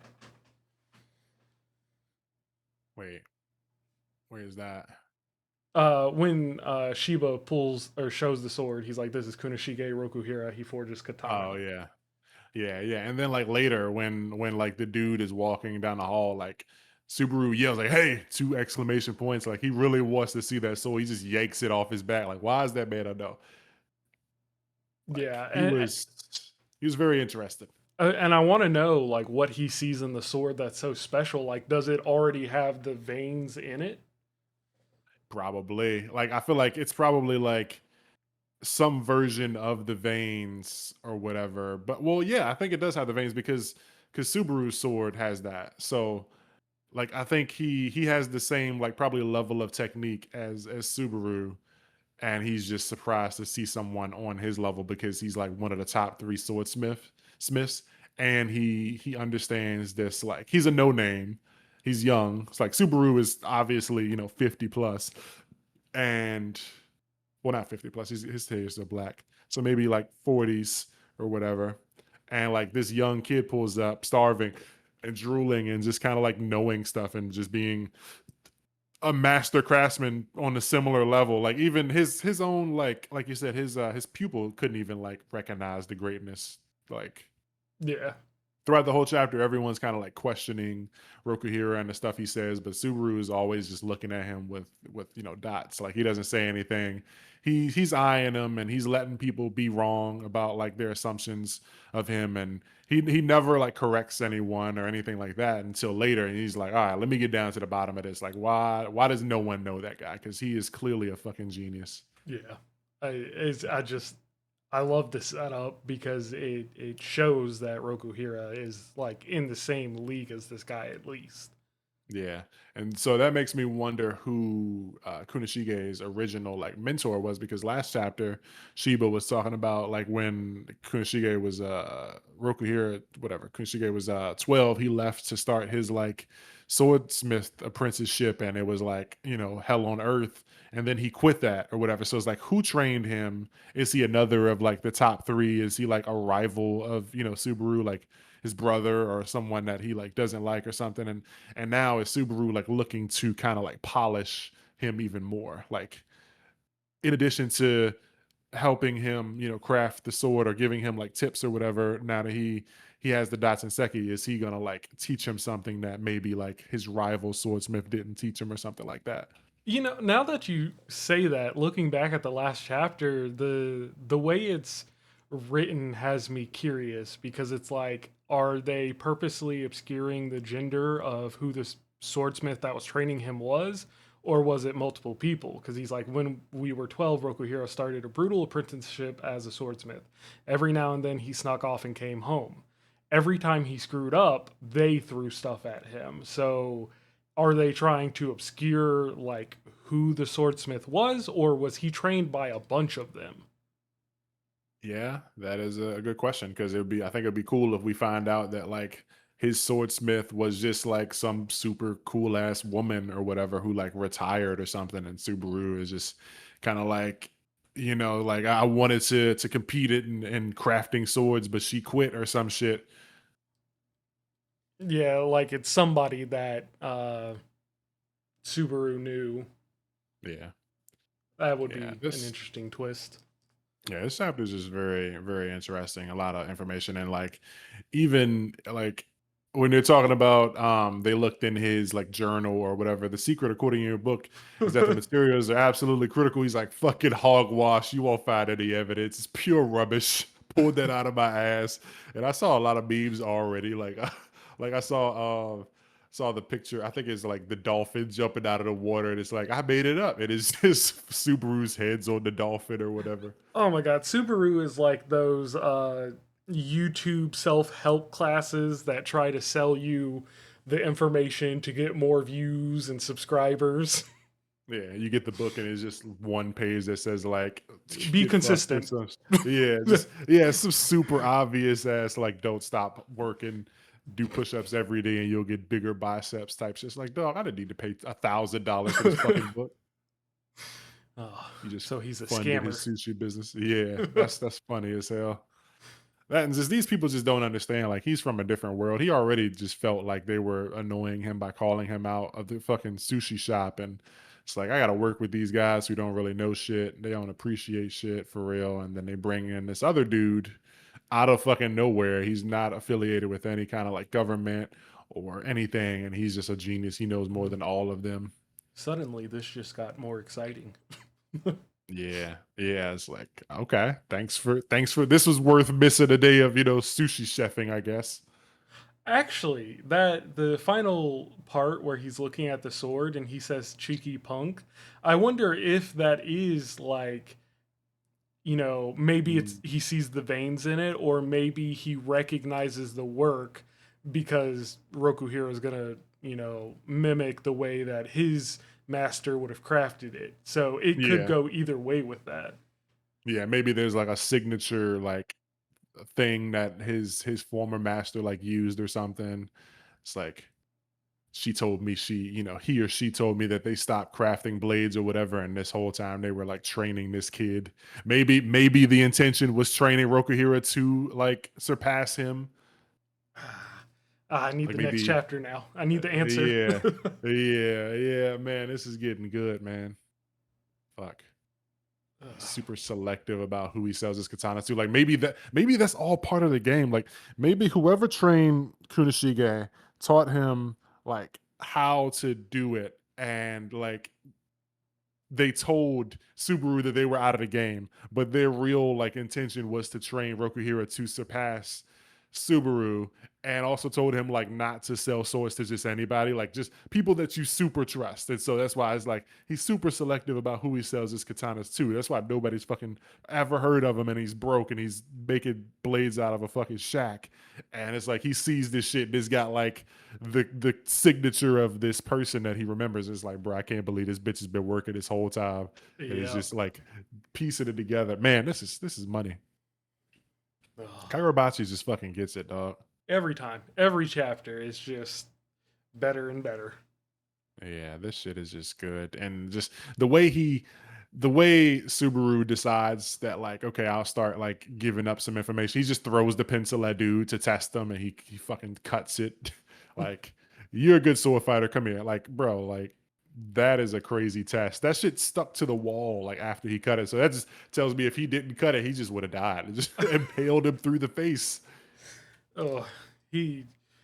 I'm hoping he knew he was a good sword fighter. I'm hoping. Yeah, that's you put a lot of trust in this rando.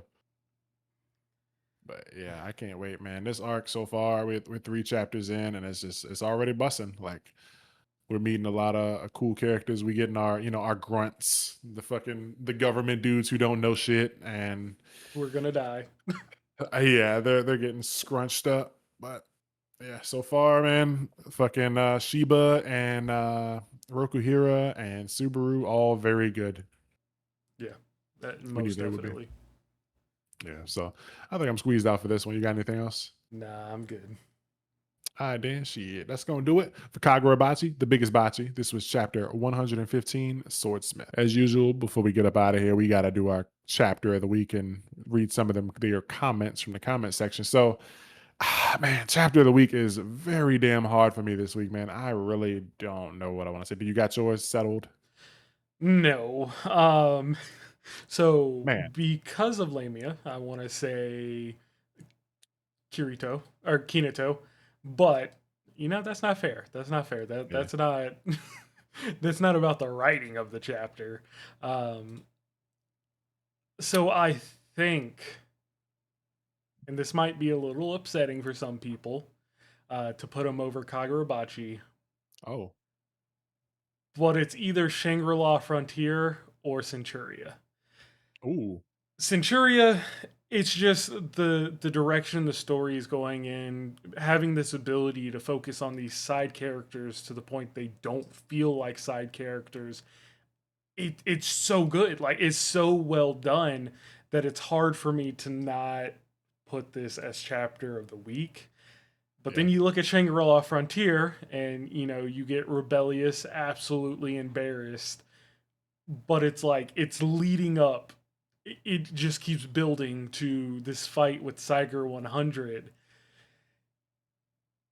And I think I have to give it to Centuria this week just because we are not quite at the payoff in Shangri-La.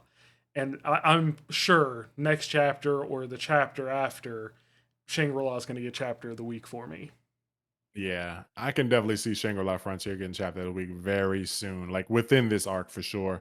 But yeah, it just feels good when like everything we're covering. I don't feel like anything that we're covering right now is weak. Like it is very hard. Like if I had to say like what I can't even do that. It's not like I don't want it to sound like a diss or nothing, but like I feel like Chainsaw Man is the one I'm like the least excited for. But even then, this Chainsaw Man, these events in Chainsaw Man are very crazy. Like this newest chapter, and then like the way I am looking forward to the next slash potentially final chapter. That's crazy. I'm on the edge of my seat, wondering where that is going to go. But I'm still somehow just more excited for everything else that we read because nothing is weak. Like Centuria, like you said, the side character stuff, like that's all bussing. The fact that we now have potentially like 3 or 4 groups of characters that we can follow is crazy. Shangri-La Frontier is going crazy. Like this fight, the greatest rage bait arc of all time, and it's just about to get better. And Kinato's is bussing. Like, I feel like we got to start doing like a fucking the baddest females tier list on our show too now, because we got Seiko, we got Saiger, we got Pencilgon, we got Lamia now, we got Descaris. Man, there's like a lot of We fine got women in these. Katso. Don't forget Katso. Yeah, shout out to dude ass. Literally, but no, it's some beautiful women, and just these chapters, everything that we read is just good. So it's very hard to make this decision, but I think I'm gonna go with Ichi, man. I feel like I probably went Ichi last week, but just I think I'm gonna go with Ichi. I'm gonna just settle on the Octobomb stuff. Did it for me, man. The I wish I had more time, and like that whole conclusion with Discaris and stuff like that, and then Ichi pulling through and saving her before she plummeted to into the ocean and stuff like that. That was really strong for me. I'm really looking forward to what comes next. So Osamu Nishi and Shiro Usazaki got me, and just everything we read, man, is busting. Like this backstory in Bachi is going crazy. And if you listen to this section, I don't know how many people listen to like our chapter of the week section, but like please consider checking out at least one or two other manga that we review if you aren't already, because like I know most people come here for Kagurabachi, but like that's not always the best segment. Like we have a lot of fun conversations in those other segments. Even if you think, oh man, I don't know, that might not be for me. Like just check it out, man. Just give it, the good old volume try. Give Shangri-La Frontier a try, because that's really fun, and just give Centuria a try, and give everything a shot, man. Because like it gets way more fun when you can listen to more things versus like, oh, I heard my segment and I'm out. Just stay tuned, baby, because it's a lot of fun stuff being said. Anyway, all that to say, I think my favorite this week was Ichi the Witch. So that's gonna do it for chapters of the week. So I'll go ahead and read some of these comments from here on this comment segment for the last episode. A lot of people giving their love and shouts out to Broken Rona. So I'm sure he appreciates that. Appreciate you guys pulling up if you were fans of Ronin and hadn't heard about us before. Then hopefully we got some new subscribers and people checking us out from there. And keep that love going.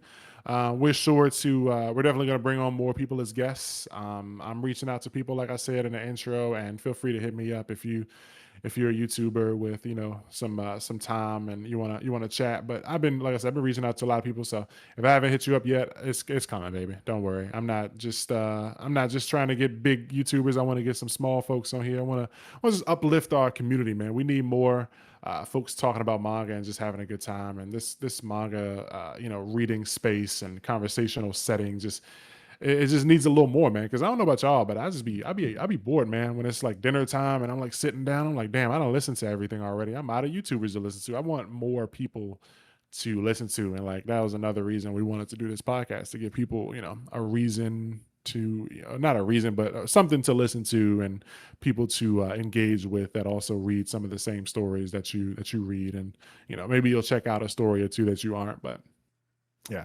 Shout out to everybody who was shouting out Broken Ronin, and shout out to Ronin. Thanks for coming again.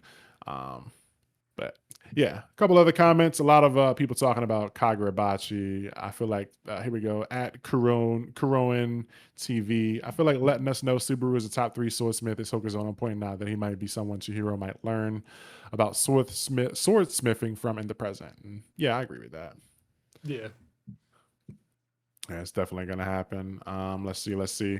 From at Master Sonic 707, Saint Germain is a Naraku villain. Naraku as in Inuyasha, or is Naraku a series?